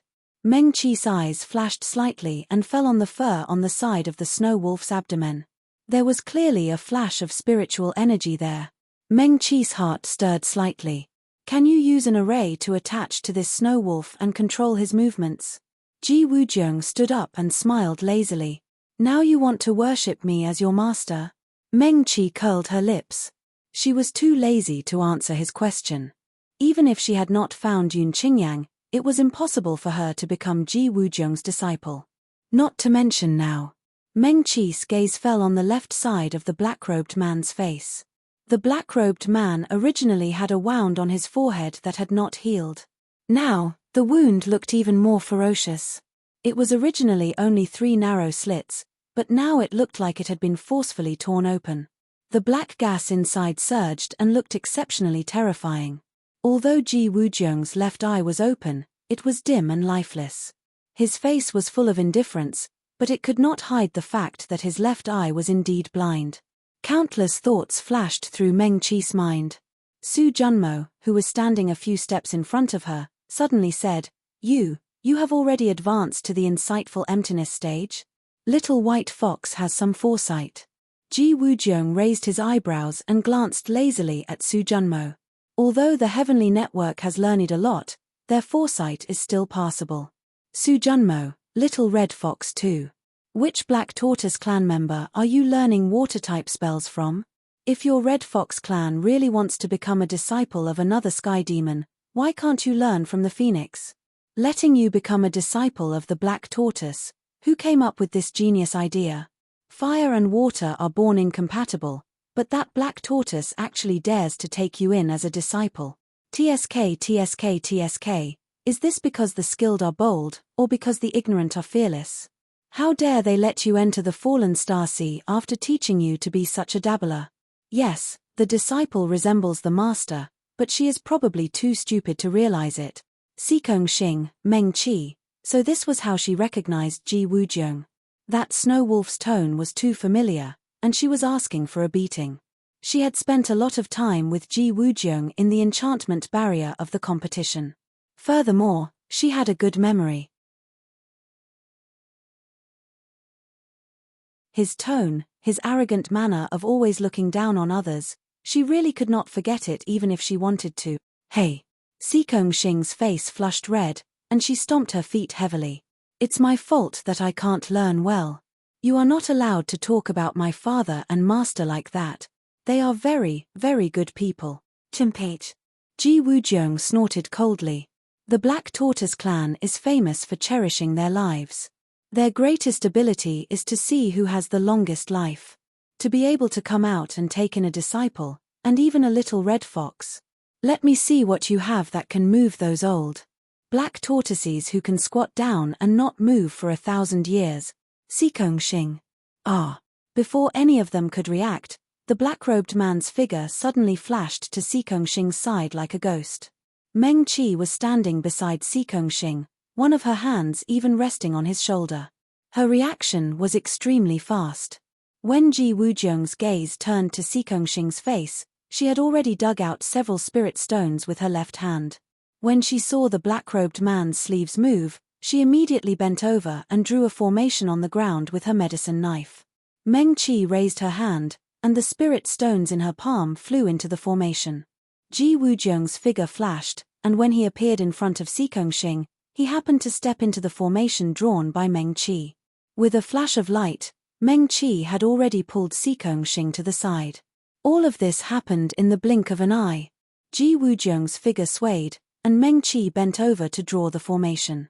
After the formation was activated, she pulled Sikong Xing and retreated quickly. As if the three of them had rehearsed their cooperation, it was seamless. Oh! Ji Woojeong snorted coldly. With his current ability, that formation naturally could not trap him. However, it was only for a moment, and Meng Qi had already pulled Sikong Xing back a few steps. He did not hit the target this time, and he was too lazy to argue with a little girl. Meng Qi. Ji Woojeong looked back at her sinisterly. You've improved, heh? You even dare to scheme against me. Although he said that, the smile in his eyes was even wider than before. From the beginning to the end, Meng Qi's personality and talent in formations was simply too much to his liking. Give me the item. Meng Qi stretched out her hand toward him, and her gaze turned to Shu Zijuan. The disciples of the Falling Star Pavilion are here. Since you've advanced to the insightful Void Realm, shouldn't you return the item to them? Return it to them, and then let them continue to foolishly waste it. Ji Woojeong sneered. Using stardust to help cultivation. The little geniuses of the Falling Star Pavilion do not lose to this little fox's father and master at all. Meng Qi, Shu Zijuan, I was just about to ask. Ji Woojeong turned to look at Shu Zijuan. Have you been to Star Lake? Shu Zijuan, he was the second most powerful person among the younger generation of the Falling Star Pavilion. His talent was second only to Pei Mufeng. Now that he was at the peak of the nascent soul realm, it was natural that he had been to the Star Lake. Ji Wujiang looked at him with a half-smile. How was it? Did soaking in the Star Lake allow your strength to soar by leaps and bounds, allowing you to be reborn? Xu Zijuan, oh, I forgot. Ji Wujiang had a look of realization.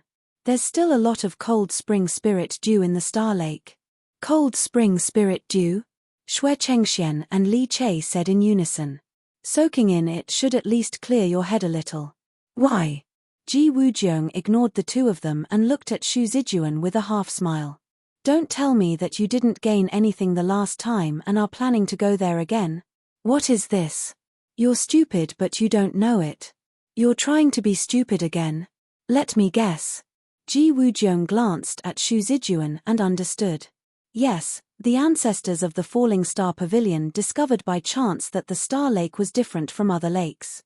The spirit chi was denser, and it was different from the spirit chi of ordinary grotto heavens. Therefore, they worshipped it as a sacred ground. It was passed down from generation to generation. Every generation is stupid. Yes. He glanced at Meng Qi and changed his words. Yes, they're all sword cultivators. They don't know about arrays or medicine. They're also afraid that other people will know about it and take the benefits away from them. Therefore, they kept it a secret and even used it as a reward for the best disciples in the sect. TSK. Xu Zijuan, these disciples who had the chance to enter the Star Lake naturally didn't gain anything. They only improved their cultivation by a little bit. Ji Wujiang chuckled and said lazily, however, this was passed down by the ancestors. It's very difficult to get a chance to enter. They only improved their cultivation by 2 or 3 days, but they didn't gain anything else. How could they tell others about this? Xu Zijuan. Therefore, whenever someone from the same sect asked, is the Star Lake good? They would definitely smile mysteriously and pretend to be mysterious. They would act as if they had gained something great. Generation after generation was stupid. Cough cough. Ji Wujiang glanced at Meng Qi again and changed his words. As the rumors spread, the Star Lake is full of mystery. No one dares to say that the Star Lake is bad, but no one can gain anything from the Star Lake. He continued, if you don't gain anything from going there once, you can only get a pretentious smile when you ask others. You must be stupid. Since you didn't succeed the first time, you should try your best to go again. Other disciples who haven't been there saw it. Wow. Our fellow disciples who have been there before are so eager to go again. No way. We want to go too. You. Xu Zijuan's face turned red. He couldn't lie. Although the sect had been passed down for thousands of years, it was said that the Star Lake could help cultivators break through. The disciples of the Falling Star Pavilion also fought to get 3 places to go to the Star Lake every year. They were afraid of being left behind. The sect also had a rule that if someone entered the Star Lake this year, they couldn't enter the Star Lake for 5 years. Xu Zijuan didn't know what the others were like. He only knew that after he entered the Star Lake with anticipation and excitement, he was soon at a loss. Yes, the spirit chi in the Star Lake was richer, but it couldn't be compared to some of the blessed grotto heavens and the fallen star sea. Not to mention helping him break through, he felt that his cultivation speed only increased a little after soaking in the Star Lake for an entire day. It probably meant that he could save 2 or 3 days from advancing to the next minor realm that originally took a year. This was completely different from what he expected. It had been passed down from generation to generation in the sect. Xu Zijuan couldn't figure it out, but he didn't dare to ask his fellow disciples. The Star Lake became the most mysterious existence in the Falling Star Pavilion. All the disciples still worked hard to get the 3 places to enter the Star Lake every year. Even the elders were no exception. But all the disciples kept quiet about the benefits that the Star Lake brought to them. None of them would take the initiative to talk about the benefits that the Star Lake brought to them. Xu Zijuan was at a loss for a while. He could only guess that he wasn't talented enough, or his cultivation level wasn't high enough. That was why he entered the Star Lake and returned empty-handed. He had entered the Star Lake 3 years ago.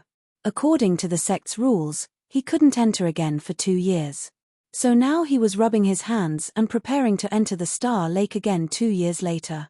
He thought that when his cultivation level reached a higher level, he wouldn't return empty-handed like last time. Xu Zijuan stared at Ji Wujiang hatefully. It was too uncomfortable to talk to this person. Meng Qi had been with him for so long in the barrier of the grand competition. In the end, he was still willing to save him. He was really too kind. So the Star Lake became the #1 holy land in the Falling Star Pavilion just like that. TSK TSK TSK TSK. Ji Wujiang didn't finish speaking. This is the #1 sword cultivation sect in the Eastern Territory. It's really similar to the 4 great families of the Wind Alliance. Ji Wujiang. Xue Chengxian was burning with anger. What do you mean? What do I mean?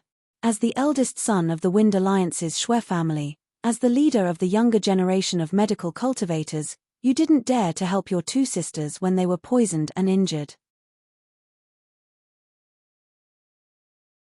Shouldn't you be very clear about this? Ji Wujiang said as he winked at Meng Qi. Right. Meng Qi. Meng Qi was speechless. You. Xue Chengshuan's face was livid. He clenched the medicine knife in his hand and said coldly, do it. He was the eldest son of the Xue family after all. From the moment he was born, he was destined to live and fight to protect the family's glory. What? Ji Wujiang slowly pulled out a pitch-black narrow knife. You want to fight me? He flicked his finger, and the amethyst 8 trigrams plate appeared in his mind. Ji Wujiang tilted his head slightly. Meng Qi, this guy's family must be planning to let him marry you. Otherwise, they wouldn't be willing to let their eldest son personally venture into a place like the Falling Star Sea. TSK TSK TSK. I'll solve this problem for you. How about it? Xue Chengshuan's face suddenly flushed red, and the veins on his neck were clearly visible. His family did have this intention, but he, Xue Chengxian, glanced at Meng Qi, who was standing there coldly. The girl's face was still as calm as when they first met, as if she didn't hear Ji Wujiang's words. Xue Chengshuan's heart was filled with mixed feelings for a moment. He gritted his teeth and clenched the medicine knife in his hand. Do it. He had been the eldest son of the Xue family for more than 20 years, and he was responsible for the family's prosperity. He rarely acted so impulsively. However, at this moment, he was really angered by this black-robed man in front of him who really deserved a beating. Xue Chengxian only wanted to fight. Fellow Daoist Xue. Meng Qi finally spoke. She frowned slightly. Let's go find Sister Xue first. The grudge between you and Ji Wujiang can be settled after we get out of the Falling Star Sea, okay? Ji Wujiang. Meng Qi looked at Ji Wujiang again. It belongs to the Falling Star Pavilion. Others can use it however they want. They've guarded it for thousands of years, so it's what they deserve. Everything in the 3 realms belongs to the capable. Ji Wujiang said casually, why don't we fight? Whoever wins gets the stardust. Let's fight. Xu Zijuan was also angered. He waved his hand, and his natal sword floated in the air. Even though he knew that his opponent was an insightful emptiness realm expert, he was not afraid to fight for his sect. If you lose, not only do you have to return my sect's treasure, but you also have to apologize to my sect. Let's talk about it after you win. Ji Wujiang flicked his finger, and the amethyst 8 trigrams disc flashed and swayed beside him. It seemed to be following its master and mocking Xu Zijuan for overestimating himself. I'll do it too. Sikong Xing suddenly stepped forward. I won't allow anyone to trample on the name of my master and father. Meng Qi was speechless. Ji Wujiang. She suddenly reached out and took out the promissory note that Ji Wujiang gave her from her storage bag. Does this promissory note still count? Ji Wujiang glanced at her from the corner of his eyes. I'm not someone who reneges on debts. Okay. Meng Qi nodded. You won't return the stardust, but can you return the money to me now? Ji Wujiang was speechless. He had written a promissory note for a total of 1,000 Shen spirit stones. After he left the apricot forest, he went to the Star Lake. He didn't have time to look for spirit stones. He only had a few hundred ninth-grade spirit stones on him now. He couldn't even take out one, let alone 1,000 Shen spirit stones. Big huge novel reading network. It was rare for him to be speechless, so he rummaged through his storage bag. He had some gains after falling into the Starfall Sea, but they were of no use to Meng Qi. If you don't have spirit stones to return, then... Meng Qi glanced at him and turned to ask Su Junmo, how many spirit stones does it cost to hire an insightful emptiness realm expert in the 3,000 worlds? Su Junmo replied, 10 Shen spirit stones. I think. After reaching the insightful emptiness realm, almost no one would hire a cultivator. 100 ninth grade spirit stones could hire a spirit severing stage cultivator for several days. They could even ask them to complete a task that wasn't particularly difficult.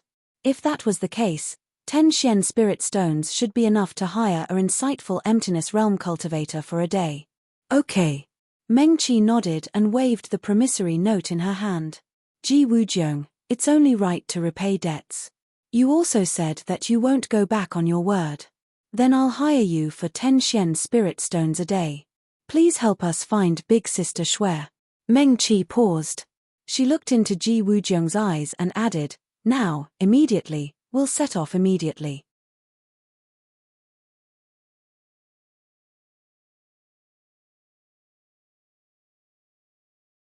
Chapter 115. Meng Qi looked at Xu Zijuan and Shui Chengxian. Fellow Daoist Shui, fellow Daoist Xu, it's more important to find Sister Shui now. After she finished speaking, she reached out and pulled Sikong Xing. When we get out, let's work together to beat him up. Okay. Sikong Xing nodded heavily.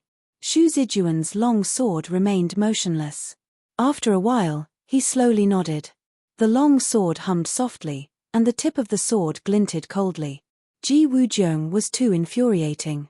If he was alone, he would still fight for his sect even if he knew that he was no match for Shui Chengxian. Shui Chengxian put down his medicine knife, and his expression slowly calmed down. Meng Qi treated them differently. Even if he was close to his sister, he was still polite to him, but always kept a distance. He turned to look at Meng Qi. The green-robed girl's expression was indifferent. The rich starlight in the Starfall Sea shone on her beautiful facial features and small cheeks, making her skin look even fairer and more delicate. She stood side by side with Sikong Xing, wearing a green robe and a red dress. One was as gorgeous as a red plum blossom, while the other was like an orchid in an empty valley. In terms of appearance, he really couldn't tell who was prettier. Shui Chengxian looked at Meng Qi's cold gaze, and his heart suddenly moved. When they first met in Burnt City, the girl was actually not as distant and cold as she was now. The two of them talked and chatted quite harmoniously. Especially when they talked about Pei Mufeng from the Starfall Pavilion, he even faintly felt a sense of regret that they didn't meet earlier. Shaoshooting. Therefore, at that time, he generously gave away the 9 Yang Pills formula and the Silver Moon Sword diagram. However, at that time, Shui Chengxian knew that it was rare for him to be friends with Meng Qi. After all, as the eldest son of the Shui family of the Wind Alliance, and as the successor that his father and elders had high hopes for, he had to shoulder too many things. Later, he naturally distanced himself from Meng Qi. Who would have thought that after such a huge detour, the incident in Descending Star City would turn out like this? Shui Chengxian recalled what Ji Wujiang had said earlier. Although his father didn't say it directly, as the eldest son of the Shui family, he understood what it meant for the Shui family and the Wind Alliance to pass the barrier, enter the hidden stage, and obtain Lin Yang's approval. Even if his family didn't have such thoughts, the other 3 of the 4 great families were probably ready to make a move. There were also the other 10 great sects who knew the secret of the apricot forest. Shui Chengxian narrowed his eyes slightly. After Meng Qi left the Grand Competition's barrier, he somehow fell into the Starfall Sea. If she were still in the Trichilia chasm, it would not be an exaggeration to say that wherever she went, the most outstanding young disciples of the top 10 medical cultivation sects would follow behind her and compete to please her. Thinking of this, Shui Chengxian suddenly felt like laughing. Ji Wujiang's words were harsh and sharp, but his eyes were very sharp. He didn't know where he came from, but he seemed to be quite hostile to all medical cultivation sects. However, his words hit the nail on the head. Let's go. Meng Qi directly deducted 10 Xian spirit stones from Ji Wujiang's IOU. Ji Wujiang, you walk in front. Ji Wujiang sneered and returned to the snow wolf's side. After he left, the snow wolf lay on the ground and didn't move at all. It was unknown whether it was dead or unconscious. Ji Wujiang reached out and pressed on the snow wolf's abdomen. The snow wolf's eyes suddenly opened. Previously, it could only open one eye. Now, both eyes opened at the same time, like two small green lamps. However, its eyes were cloudy and it still didn't seem to have its own consciousness. The snow wolf opened its mouth and let out a few long and short howls. The snow wolves that were originally surrounding Meng Qi and the others all turned their heads, including the other 6 taller wolves standing on the mountain peak. They also turned their heads and rushed forward. Su Junmo's expression changed slightly. His lips moved as if he wanted to say something, but in the end, he didn't say anything. The snow wolves were heavenly demon nobles that were exiled to the Starfall Sea by the demon realm. Even if they couldn't take human form, even if their cultivation stagnated, even if they had been here for a long time and their consciousness was slowly eroded by the miasma and poison in the Starfall Sea, gradually turning into beasts, they were also once heavenly demon nobles, experts that were on par with the white fox and red fox. Now, they were being ordered around by Ji Wujiang like spirit beasts. What was this guy's background? Su Junmo quickly glanced at Ji Wujiang. The black-robed man was tall and the black gauze bamboo hat that he had been wearing had long been thrown away, revealing half of his handsome and flawless face. The other half of his face was strange, mysterious, and somewhat terrifying. Ji Wujiang naturally walked to Meng Qi's side. He glanced at Sikong Xing and snorted softly. Let's go. With this delay, half an hour passed. Meng Qi and the others walked quickly towards the place where the signal fireworks lit up. Xu Zijuan and Qin Shomo's long swords were still hanging in the air, one on the left and one on the right. Su Junmo took a few steps back and walked side by side with Li Che and Xue Chengxian. Sikong Xing snorted. Her eyes moved, and the index and middle fingers of her right hand came together. Layers of black water rose in response, and then suddenly drilled into the ground. She glared at Ji Wujiang. This was what their team had discussed before entering the Starfall Sea. It wouldn't change because of this guy's sudden appearance. Ji Wujiang curled his lips disdainfully. Little Red Fox, did your master tell you? The Red Fox clan and the Black Tortoise clan are natural opposites. Even if you try your best, you can only learn 30% of his skills in the end. My master wouldn't say that. Sikong Xing wrinkled her nose at him, knowing that she would have to walk with him for the rest of the journey. Moreover, Ji Wujiang's words were gentler than before. He only told me that everything depends on human effort. If I try my best, fate can be changed, and the great Tao can be opened. Nothing is impossible. She paused and continued, moreover, what I have learned now is not even 1% of my master's skills. If I can really learn 30% of his skills, I will be satisfied. Thank you so much. Thank you for your words. Meng Qi looked at Sikong Xing thoughtfully. If I try my best, fate can be changed. Xingxing's master was very good. Ji Wujiang sneered and looked at the pack of wolves running in front of them. Fate can be changed? How arrogant of you. He said, everything depends on human effort. If fate can be changed, then can you change from a little red fox to a little black tortoise? Ji Wujiang narrowed his eyes, a hint of coldness flashing in the depths of his eyes. If fate could be changed, then why would there be life and death in this world? I don't want to talk to you. Sikong Xing curled her lips and ignored Ji Wujiang. Ji Wujiang. Meng Qi turned to look at Ji Wujiang. What happened to your eye? This was the third time she had asked this question. Ji Wujiang originally only had a wound on his face, but his eye was fine. Moreover, since he had advanced to the insightful emptiness realm, the damage to his spiritual ocean must have been repaired. Since he could repair the damage to his spiritual ocean, the wound on his face had become even more hideous. Even his left eye seemed to have disappeared. Meng Qi couldn't figure it out. When a Xiuzhi advanced to a higher realm, he would undergo a tribulation. After overcoming the tribulation, even if he was injured, he would recover. If he was seriously injured, then it was impossible to advance to a higher realm. Now, Ji Wujiang had advanced from the spirit-severing stage to the insightful void stage. The insightful void stage, Meng Qi didn't stop walking. At the same time, she tilted her head slightly to look at him. There were countless Xiuzhi in the 3,000 worlds. Foundation establishment and Qi refinement were at the bottom, while Golden Core was considered to have stepped into the great path of cultivation. Nascent soul and spirit-severing stage were considered the mainstream of the middle and high-level forces. In many sects, high-level spirit-severing stage cultivators could already be elders and hall masters. Once they reached the insightful void stage, they could be considered a powerhouse in any of the top 10 sects in the 4 realms. If a spirit-severing stage cultivator really advanced to the insightful void stage, then his injuries should have healed. Meng Qi wasn't particularly familiar with the strength of her insightful void stage Xiuzhi. However, she was familiar with medical skills. Such a big advancement was equivalent to being reborn. There was no reason for the old injuries to remain. If Ji Wujiang couldn't even resolve the effects of these old injuries, it was impossible for him to advance. Therefore, there was another possibility: Ji Wujiang didn't advance to the insightful void stage. Instead, he was an insightful void stage cultivator. It was just that he was injured previously or for some other reason, so his realm was suppressed to the spirit-severing stage. Meng Qi narrowed her eyes slightly. Her gaze swept past the wounds on Ji Wujiang's face. The 3 wounds were originally very deep. They used to be very narrow. Now, there seemed to be black gas flowing inside them. They looked exceptionally terrifying. Meng Qi's mind flashed through the medical books she had read before.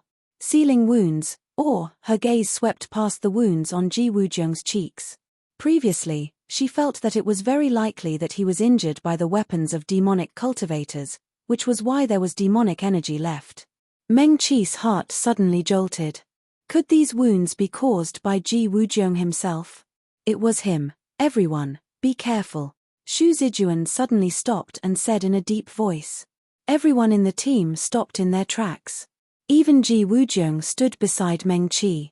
Although there was a pack of snow wolves scouting ahead, Xu Zijuan and Qin Shomo's longswords were always floating in the air beside everyone. They were still guarding everyone like before. Ferocious beasts are approaching. Xu Zijuan lowered his voice and made a gesture to keep quiet. Qin Shomo waved his hand. Su Junmo and Sikong Xing stood on the left and right respectively. Spiritual qi flashed on their fingers, and they were ready to fight. Meng Qi took a deep breath and flicked her fingers lightly. The coldness in her 5-spirit cauldron was still dense. Along the way, the spiritual qi kept turning into snowflakes and drifting down. The layer of ice in her entire spirit sea was getting thicker and thicker. Just now, when Ji Wujiang appeared, she suddenly froze and couldn't move. There was no reaction. Her entire spirit sea was frozen. Although it was fine now, half of the spiritual qi in her spirit sea still seemed to be frozen. Meng Qi took out a medicine knife from her storage bag and held a handful of spirit stones in her other hand as usual. Ji Wujiang glanced at her. Do you know how I controlled the snow wolves just now? Formation? Meng Qi asked. Yes. Ji Wujiang raised the corner of his lips. Do you want to learn? Meng Qi's heart skipped a beat.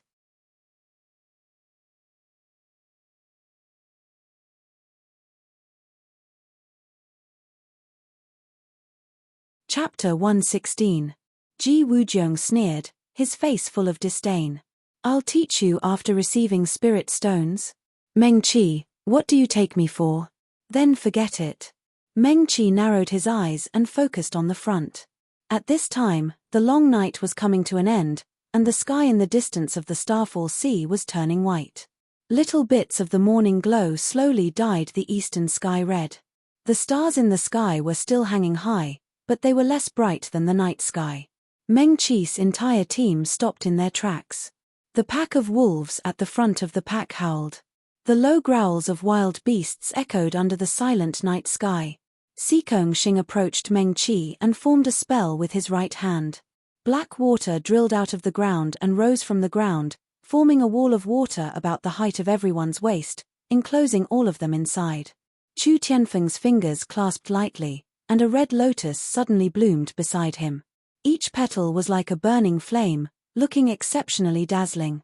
Xu Zijuan and Qin Shimo's long swords pointed forward side by side. There, the snow wolves were still howling and whimpering. Even they seemed to have sensed danger. Su Junmo raised his hand. A blue light flew out of his palm and finally disappeared into the ground. They had worked together many times. When they sensed danger, everyone took their positions without needing to be commanded and quickly prepared for battle. Ji Wujiang looked around and watched everyone's movements. He raised his eyebrows. Why didn't they immediately mock him? Ji Wujiang pressed his hand against his chest and slowly pulled out a pitch-black narrow saber. Meng Qi was standing right next to him and could see it clearly. The other's narrow saber was clearly not a life-bond weapon or talisman. It was pulled out from his chest. Her heart moved slightly. She suddenly remembered that she had heard Su Junmo mention before that there was a very special clan among the Sky Yao. Their Xiuzhe used their bodies as forging cauldrons and their bones and blood as materials. The weapons they forged were even stronger than life-bond weapons. Wuqiuox. That lineage of sky demons were famous experts among the sky demons. However, Su Junmo did not mention which heavenly demon race it was. Could it be that Ji Wujiang was actually a yarrow cultivator? Meng Qi frowned slightly. Ji Wujiang also summoned the amethyst 8 trigrams disc. It seemed to recognize Meng Qi. As soon as it appeared, it immediately ran towards her, rubbed against her shoulder, and then turned around beside her. He seemed to be in a good mood. Ji Wujiang reached out and grabbed the amethyst 8 trigrams plate, throwing it to his other side. Prepare for battle. He snorted and said coldly. The amethyst 8 trigrams plate shook its small body aggrievedly, as if it was still unwilling to give up and wanted to rub against Meng Qi. However, due to Ji Wujiang's deterrence, it could only graze his shoulder and did not dare to fly over again. Meng Qi couldn't help but smile. It was true that a natal magic treasure could communicate with its owner's mind and cultivate a wisp of spiritual consciousness. However, she had never seen a natal magic treasure with spiritual consciousness like the amethyst 8 trigrams plate. Your natal cauldron, Ji Wujiang reminded Meng Qi. Meng Qi flicked her finger, and the 5-spirit cauldron flew out of her spiritual sea and floated beside her. After leaving the spiritual sea, the 5-spirit cauldron seemed to have lost its coldness. It looked a little simple and could not even compare to Li Chei's natal cauldron. It looked like a natal cauldron that had just completed the foundation establishment and was only at the first realm. Ji Wujiang glanced at the word qi on it and was not surprised at all. His gaze turned to the belly of the cauldron. The fire array was carved on the belly of the cauldron by Meng Qi using her spiritual consciousness. After it was carved, it was hidden in the belly of the cauldron. In fact, no one could see that there was a formation carved on it. However, Ji Wujiang seemed to be able to see through everything. This small cauldron has many magical uses. He did not speak, but his voice clearly reached Meng Qi's ears. You should have felt it just now. The 5-spirit cauldron absorbed the snowtooth bee's coldness and used it to refine the spiritual energy in your spiritual sea. Meng Qi was stunned. In fact, she had already vaguely guessed that the coldness that almost froze her spiritual sea and turned her spiritual energy into ice came from the snowtooth bees. After hearing Ji Wujiang's words, she was even more certain. The 5-spirit cauldron is called the 5-spirit cauldron because it can absorb everything and turn it into the 5-spirit primordial qi. Ji Wujiang transmitted his voice to her again. I don't know much, but is there any record on the jade slip on how to use it? Meng Qi shook her head gently. Her heart skipped a beat. Senior Lin Yang's natal magic treasure was also a pill cauldron. The 5-spirit cauldron came from the barrier of the competition, and Senior Lin Yang's remnant will was left there. Could it be, prepare for battle first? Ji Wujiang transmitted his voice to her again. In the future, use it as much as you can in every battle. 10,000 years have passed, and those who still recognize this small cauldron are already very rare. Moreover, it's grey now and can't even compare to an ordinary natal pill cauldron. You don't have to worry about being recognized for the time being. When it becomes stronger, you should also be strong enough, so you don't have to worry. Meng Qi nodded gently. Ji Wujiang suddenly cursed in a low voice. He threw a jade slip to Meng Qi and continued to transmit his voice. Take it. It has the secret method of transmitting sound. Otherwise, it'll make me look stupid. Meng Qi, she threw the jade slip into her storage bag. This thing was not too rare. She gestured with her index finger at Ji Wujiang, meaning to deduct 1 Shen spirit stone from his debt. Ji Wujiang snorted softly and did not speak for the time being. He turned his head to look ahead. There, the howls of the snow wolves became more and more intense. However, Meng Qi and the others could still only see the snow wolves pouncing on the open ground. They did not know what they were fighting with. Snakes. Xing suddenly raised her voice and said, "It's snakes. So many snakes." At the end of her sentence, her voice became a little shrill. At least 10,000 snakes. Meng Qi and Ji Wujiang looked at each other. Both of them thought of the scene when they joined forces to deal with the soaring snake sect in the grand competition. As Xing's voice fell, a rustling sound suddenly sounded. It sounded like the wind blowing through a large number of bamboo leaves in a dense bamboo forest. It also sounded like countless fine grains of sand rubbing against each other and rolling around. Immediately after, a strong stench floated in the air. There was a bit of bitterness in the stench. In addition, there was also a strong murderous intent. Meng Qi's heart suddenly beat faster. It's a poisonous snake. As she spoke, she took out a porcelain bottle from her storage bag. Her figure was as fast as lightning as she circled around everyone. In just a moment, everyone had 3 breeze pills in their hands. These were the pills that Meng Qi refined after coming out of the grand competition. They were level 4 pills, and each pill contained a breeze technique. The others were fine, but when Xue Chengxian received the pills, his expression suddenly changed slightly. He turned his head and quickly glanced at Meng Qi. The green-robed girl was holding a medicine knife horizontally, and her natal pill cauldron swayed gently beside her. It's her. Xue Chengshuan's heart was filled with mixed feelings. Meng Qi was actually the cultivator from the Outland who used a bottle of level 2 North Underworld pills to make all the major medical sects in the 4 realms look for her. In other words, she at least knew who that cultivator was. It was even very likely that she was his successor. It's actually Meng Qi again. Xue Chengxian didn't know whether to laugh or cry. This was a cultivator who was still in the golden core stage. In the grand competition, she brazenly broke through the 4 realms' 12 strongest medical sects and spent thousands of years trying to find the hidden barrier. Then, even their Xue family was looking for her. She was the mysterious medical cultivator from the Outland who was extremely talented in alchemy. No wonder third sister would leave the Xue family for Meng Qi. He knew it. Third sister wouldn't be so decisive if she only focused on Xinglin. It's actually Meng Qi again. On the other side, Li Che was also stunned. Although Surging Waves College didn't buy the North Underworld pills refined by Meng Qi, Surging Waves College's alchemy method was very outstanding.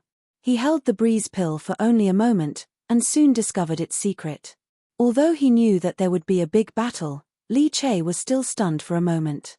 He subconsciously turned his head to look at Xue Chengxian. He looked at the other party's dumbfounded expression, and the way he looked at Meng Qi, Li Che clenched the breeze pill in his hand. Faintly, he felt that it wasn't strange that Meng Qi could refine such a pill. After all, the other party, how was the other party? Li Che thought of this and was stunned again. He felt that he should know more, but he always felt that there was a large gap in his memory, as if he had forgotten some key content. Even his previous thoughts had become a little strange. Why did he think that Meng Qi should be able to refine such a pill? Be careful, Qin Xiumo said in a low voice. It's coming. With a flip of his hand, his natal sword in the air suddenly turned into thousands of sword shadows. The sky was filled with his dense sword shadows. The sword hung down and didn't fall. The tip of the sword shone coldly and pointed to the ground. The rustling sound became louder and louder. The howls of the snow wolves also became louder and louder. 1, 2, 3. In front of them, those snow wolves fell down one by one. The rustling sound didn't stop. Meng-Chi and the others saw a black shadow covering the snow wolves on the ground like a huge blanket. In the blink of an eye, those snow wolves that were taller than 3 or 4 people were completely wiped out, as if they had never existed in the Starfall Sea. It seemed that the snow wolves would be completely wiped out in the time it took for 2 incense sticks to burn at most. The corners of Ji Wujiang's lips suddenly curled up, and his eyes were astonishingly bright. Do you know why the Starfall Sea is a dangerous place where the cultivators of the 3 realms who have reached the spirit-severing stage and above, although they are afraid, they still come here to gain experience? Meng-Chi shook her head. Ji Wujiang glanced at her and suddenly said in a loud voice, "The spiritual energy of the ferocious beasts that are hunted in the Starfall Sea is the best treasure to refine a natal magic treasure or weapon." No matter what Qin Xiumor and the others were doing, they all looked at Ji Wujiang when they heard this. Ji Wujiang quickly said, "You just need to attach a formation to your natal magic treasure or weapon. I can help you, but..." He paused and glanced at Meng-Chi again. "But you need to pay spirit stones." F***CK. Qin Xiumor and the others cursed in their hearts at the same time. These words sounded so familiar. But the temptation was indeed very great. But could they trust Ji Wujiang? This guy's way of doing things was strange. No one knew what he was thinking. Everyone had just been ridiculed by his harsh words and felt uncomfortable all over. Could they trust him now? Ji Wujiang shrugged. Meng-Chi knows formations. I can draw it for her natal magic cauldron first. You should trust her, right? After he finished speaking, he raised the pitch-black narrow knife and quickly drew on the side of Meng-Chi's 5-spirit cauldron. Ji Wujiang's movements were very fast. In a breath's time, a complete and exquisite formation was completed. Spirit stones. He raised his chin at Meng-Chi and added, 7 Xian spirit stones. At this time, even Xue Chengxian and the others couldn't help but suck in a breath of cold air. 7 Xian spirit stones were needed for a person's formation. These were Xian spirit stones. Even a disciple like Xue Chengxian from the Wind Alliance's Xue family wouldn't carry Xian spirit stones with him. In the Trichilia Chasm, 2 to 300 9th grade spirit stones were enough for the vast majority of cultivators to spend. Xian spirit stones were usually used in auctions at the level of sky beyond heaven and earth or heaven. Meng-Chi waved his hand, and 7 Xian spirit stones flew out steadily and embedded themselves in the 5-spirit cauldron. With a bang, the 5-spirit cauldron began to spin. The surrounding spiritual energy flickered and looked dazzling. Meng-Chi suddenly frowned and groaned. Meng-Chi. Sikong Xing hurriedly reached out to support her. Are you okay? I'm fine. Meng-Chi waved her hand. She took a deep breath and said, this formation can indeed help us refine our natal talismans or weapons. She looked at Chu Tianfeng and said quickly, if we had this formation just now, those snowtooth bees could have raised your red lotus of hellfire by 1/10 of its realm. Chu Tianfeng sucked in a breath of cold air. Not only him, but even Su Junmo and the others' hearts were beating wildly. At their level, every time a natal magic treasure or weapon was upgraded, not only would it require a lot of heavenly materials and earthly treasures to refine, it would also require the owner to use the natal magic treasure for a long period of time to accumulate experience before it could be upgraded. Although the battle against the snowtooth bees was intense, their natal talismans or swords only made a slight advancement. Not to mention 1/10 of their realms, it didn't even reach 1/100th of their realms. In an instant, everyone's eyes became scorching hot. Heh! Ji Wujiang chuckled. Set up the formation, 100 Xian spirit stones per person. F***CK. Everyone cursed in their hearts again. Spirit stones were not a problem. These were all disciples from large sects. But they were unwilling to give it to this guy. At this moment, Meng-Chi glanced at Ji Wujiang. A trace of hesitation flashed across her face, but she still said, "This formation. I know how to do it too."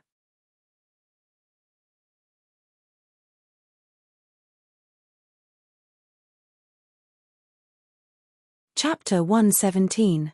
Ji Wujiang laughed angrily. "Meng Qi, are you trying to steal my business?" He glanced at Meng Qi from the corner of his eyes, feeling both surprised and happy. What was this girl trying to do? He knew that there was a formation genius by his side, so he drew very quickly just now. Ordinary people might not even be able to see what he did, let alone learn it. What? Ji Wujiang glanced sideways. Meng Qi still learned it. He didn't know what to say for a moment. Meng Qi's talent in formations was this amazing? He really gave him a new surprise every time.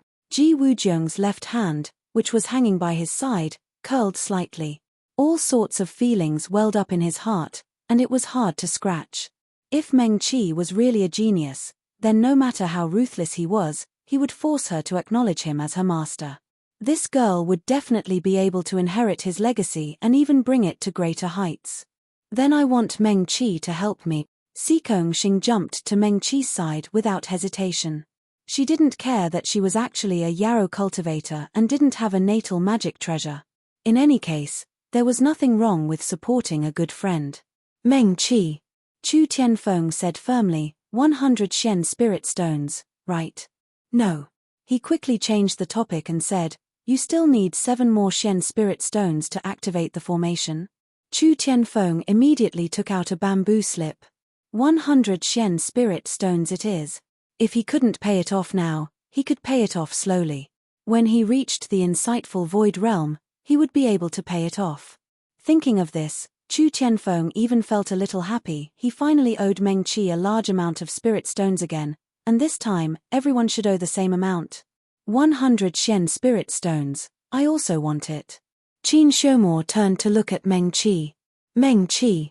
Then, Su Junmo hesitated and immediately said, "I also want it. 100 Shen spirit stones, right?" Meng Qi.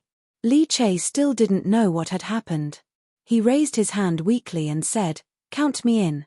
Hey. Ji Wujiang was so angry that he laughed. Wasn't he doing all the work for someone else? These people definitely didn't like him, that was for sure. It was not surprising that they were all on Meng Qi's side.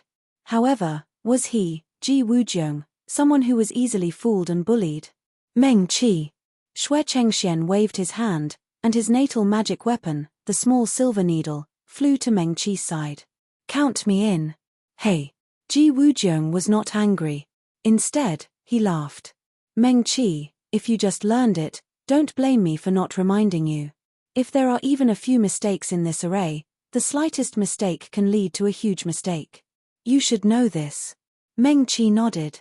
"I learned it a long time ago." Ji Wujiang sighed in relief. He didn't know whether he should be happy or disappointed. It turned out that Meng Qi did not learn it just by watching him draw it once. After all, although this array was not particularly powerful, it was quite complicated and not easy to learn. However, it is indeed a little different from yours. Meng Qi said, but she held the silver medicine knife, squatted down, and quickly drew 2 small and exquisite arrays on the ground. Meng Qi looked up at Ji Wujiang in this position. "Is it like this?" Ji Wujiang. His gaze swept across the 2 arrays. On the left, it was obviously taught by that mysterious person who convinced Meng Qi and wanted to be her disciple. The one on the right, Ji Wujiang silently stared at it for a moment. She really did learn it at a glance. There was no mistake at all. Meng Qi was already asking, "I've learned this array before." She hesitated for a moment and did not say what she learned it for. "I just didn't know it could be used on my natal magic treasure or weapon." Meng Qi tilted her head slightly and glanced at the 2 arrays that looked very similar. There are some differences between these 2 arrays, but they should be similar arrays, right? Ji Wujiang. Yes. Why did he feel like he was losing out? She had not even been his disciple yet, and she was still asking questions. The key was that he couldn't help but answer. Meng Qi reached out with one hand and took out his IOU. "One question, 500 ninth grade spirit stones. Ji Wujiang snorted softly but did not object. After all, Meng Qi was not asking him to teach. She only needed him to answer yes or no. 500 ninth grade spirit stones was not a loss for him. But why can it only be used in the Starfall Sea? Meng Qi was deep in thought. She turned to look at Ji Wujiang and asked again, if I leave the Starfall Sea, can I still use it? Ji Wujiang was silent for a moment and slowly nodded. You can. I see. Meng Qi suddenly understood. I understand. The most special thing about the Starfall Sea was the existence of the 5 spirit vital energy. Meng Qi's 5 spirit cauldron could transform spirit energy into the 5 spirit vital energy. Therefore, her 2 questions sounded a bit strange to others, and Ji Wujiang's answers were also quite strange. But the 2 of them understood. Chu Tianfeng and Qin Xiumor looked at each other. Did Meng Qi and Ji Wujiang's relationship become so good? Although they lived and died together in the barrier of the competition, it was obvious that they had secrets that only they knew. And these secrets were also unknown to them. Is this the same as the stars? Meng Qi asked again. Although the effects are the same, there are some subtle differences. Ji Wujiang. Yes. I understand. Meng Qi nodded. She stood up and swept her foot over the 2 formations, erasing the traces on the ground. Meng Qi turned to Ji Wujiang and smiled. Judging from the formations, mine seems to be more suitable for cultivators than yours. Beside them, Chu Tianfeng and the others were completely confused. Only Su Junmo knew a little about formations and knew what they were talking about. However, if fellow Daoist Ji didn't remind me, I wouldn't have known that this formation could be used like this. Meng Qi stretched out her hand to count the people. Chu Tianfeng, Qin Xiumor. 1, 2, 3, 7 people, including myself, 8 people. She held the IOU. 100 Shen spirit stones per person. You take half and deduct 400 Shen spirit stones from yourself. Is there a problem? Ji Wujiang. No problem. Even he didn't think that there was a problem with this calculation method. After all, with his relationship with Xue Chengxian and the others, if Meng Qi didn't testify for him, these people wouldn't believe him at all. Even if Meng Qi testified for him, these people probably wouldn't believe him. TSK, Ji Wujiang sized up Meng Qi. The green-robed girl's expression had been calm since the first time they met. Except for the change in expression because of the mysterious spell cultivator that she wanted to acknowledge as her master, she really didn't look any different at all. Okay. Meng Qi nodded. The primordial spirit of a demon cultivator, Meng Qi picked up the IOU and directly crossed out 100 Shen spirit stones this time. What's the difference between this and a cultivator's natal talisman and weapon? Ji Wujiang was silent for a moment and slowly said, the primordial spirit is similar to a cultivator's avatar. It's not the same as a natal talisman or weapon. However, a demon cultivator's body can coexist with a formation, so it can still be used. Thank you. Meng Qi nodded and smiled sweetly at Ji Wujiang. Okay, now you only owe me 490 Shen spirit stones. More than half of the debt was gone, but Ji Wujiang wasn't happy at all. He saw that the green-robed girl had already started to get busy without hesitation.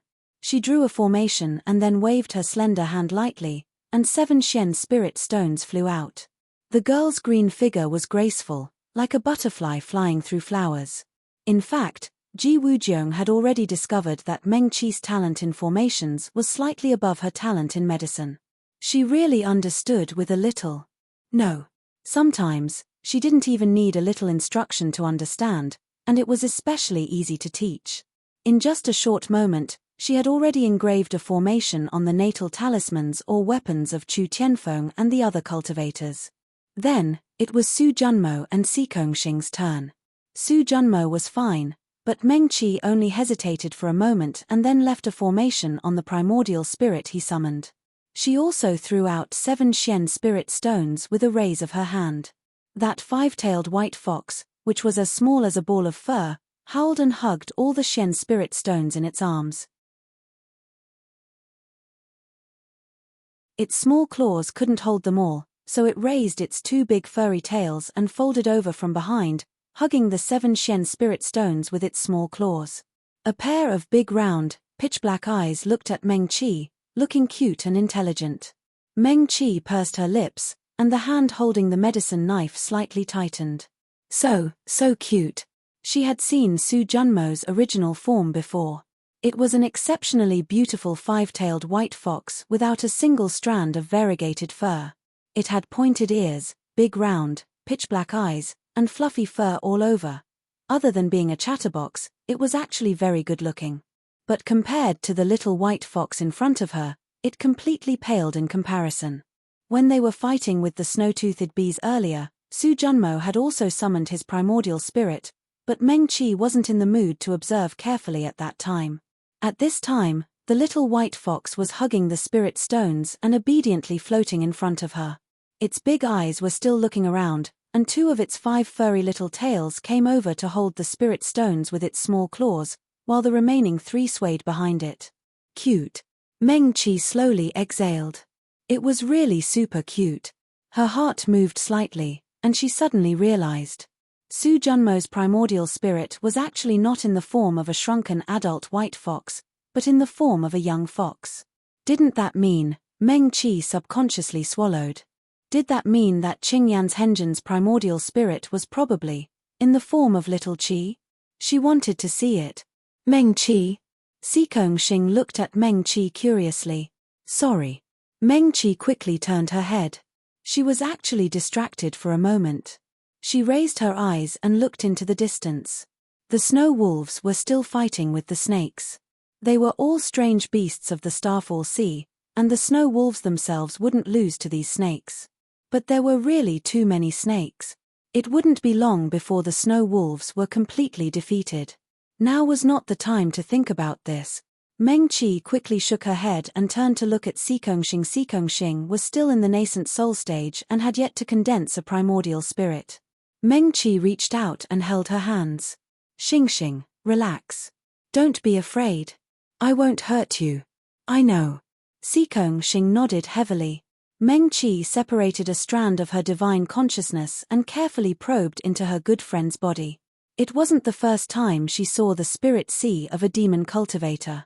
It was completely different from the spirit sea of the cultivators from the 3,000 domains.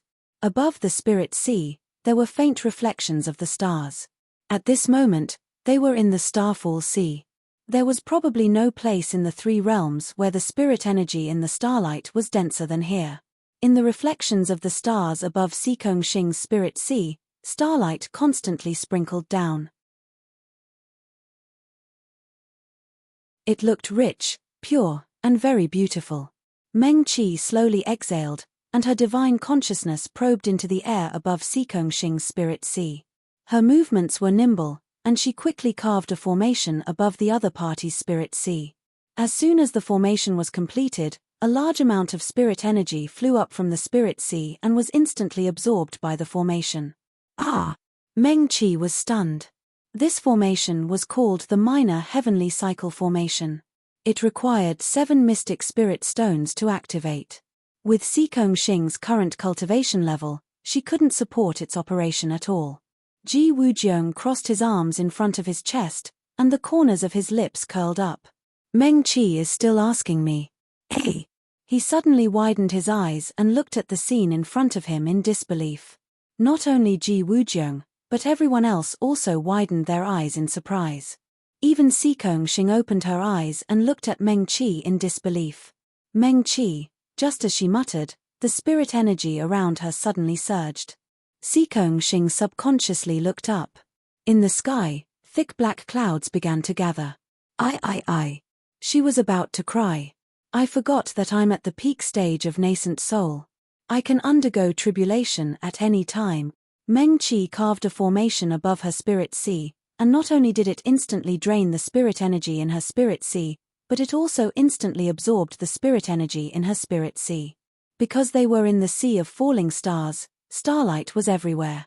After the minor heavenly cycle formation instantly drained Sikong Xing's spirit sea, The formation of the stars in her body thought that its master was facing a fatal threat and suddenly began to crazily absorb the spirit energy in the surrounding starlight. Xing's spirit sea suddenly emptied and then suddenly filled up. After going back and forth 3 times, she was already at the peak stage of nascent soul and was on the verge of undergoing tribulation. In an instant, she only felt that her whole body was full, as if it was going to explode at any time. Su Junmo, Xing, are you serious? Undergoing tribulation in the sea of falling stars, was this a blessing or a curse? Even the experienced and knowledgeable fox Su Junmo was a little uncertain. Xing stomped her feet. The black clouds above her head were getting thicker and thicker, as if they would crush her at any time and crush her. Meng Qi looked up and saw that lightning had already begun to flash in the black clouds. It wouldn't be long before terrifying lightning struck down from the sky. What should I do now? Countless thoughts flashed through Meng Qi's mind. She subconsciously turned to look at Ji Wujiang. After meeting the unfathomable eyes of the black-robed young man, she quickly turned away. Tribulation, terrifying tribulation lightning, chaotic spirit energy in the sea of falling stars, and a group of snakes in the distance that were eyeing them covetously. As soon as the snow wolves were dealt with, they would attack them. Meng Qi couldn't help but look up at the sky again. She came from the sky observation mirror.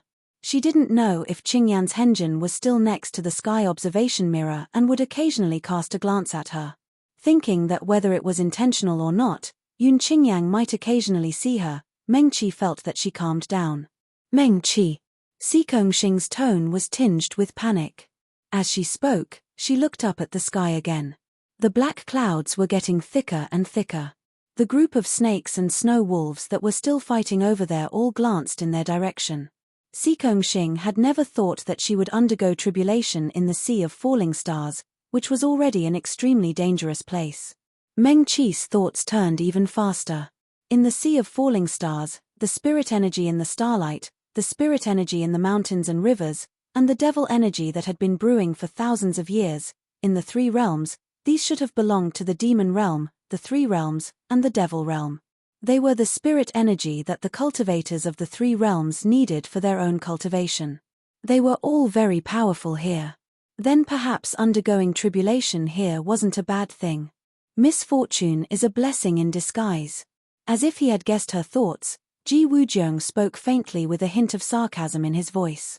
The spirit energy in the sea of falling stars is more powerful than that of the 3 realms. Similarly, the tribulation lightning that one has to go through when undergoing tribulation is also far more powerful than that of the 3 realms. So how to turn misfortune into a blessing? He paused for a moment, then continued, since this little fox was chosen by the Black Tortoise clan, she might have some innate abilities of their clan. Meng Qi, do you know what the Black Tortoise clan is most proud of? It's the hard shell on their backs. It's said that they can easily withstand tribulation lightning below the insightful void realm without leaving even a scratch. In the Black Tortoise clan, the disciples' innate talents are also judged by whose hard shell is harder and thicker. Since this little fox was chosen as a disciple of the Black Tortoise clan and was chosen by the Black Tortoise clan, she might also have a hard shell. Shut up. Meng Qi glared fiercely at Ji Wujiang. Xing was about to cry, but he was still making sarcastic remarks. Ji Wujiang sneered, but he was not angry. If you acknowledge me as your master now, I'll teach you how to turn misfortune into a blessing for her. Not only that. He looked at the group of snakes in the distance. Even those snakes will all be dealt with. The minor heavenly cycle formation that you painstakingly engraved on these people's natal magic weapons can also be put to good use. Also, Ji Wujiang looked at Meng Qi with a burning gaze. This little fox will be grateful to you. Because she passed the tribulation in the fallen star sea and succeeded, from now on, she will be stronger than cultivators of the same level. He asked slowly, what do you think? Meng Qi's heart beat rapidly. She turned to look at Xing. The other party had obviously heard Ji Wujiang's words.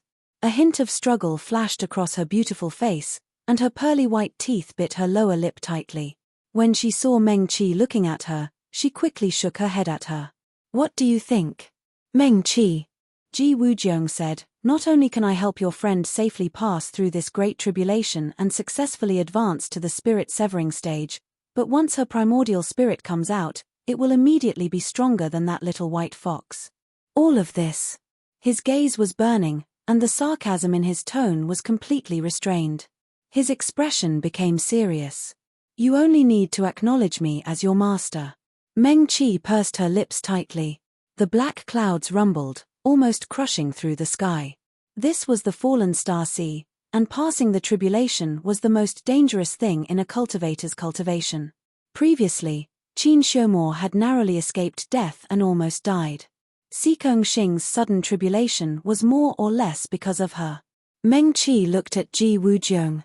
But if she acknowledged this person as her master, from now on, would she? She pursed her lips and asked in a deep voice, you promise?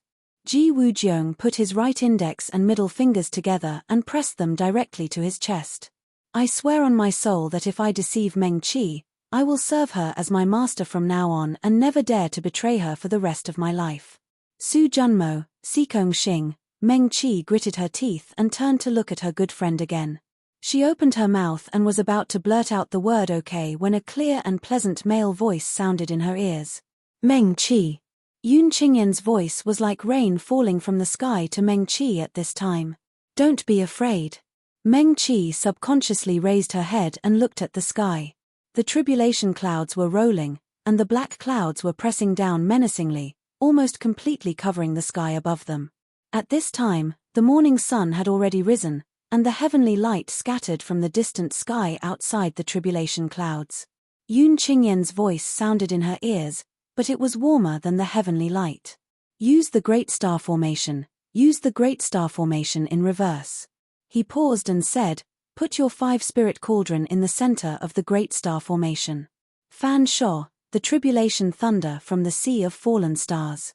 You're tuning in to the Dreamy Chapters YouTube channel. We're so grateful for your support, and don't forget to subscribe to join us on this incredible journey through captivating stories. Your generosity through donations truly makes a world of difference, as it's the primary source of revenue that allows me to expand and enhance this channel for you. Thank you from the bottom of my heart for being a part of this adventure.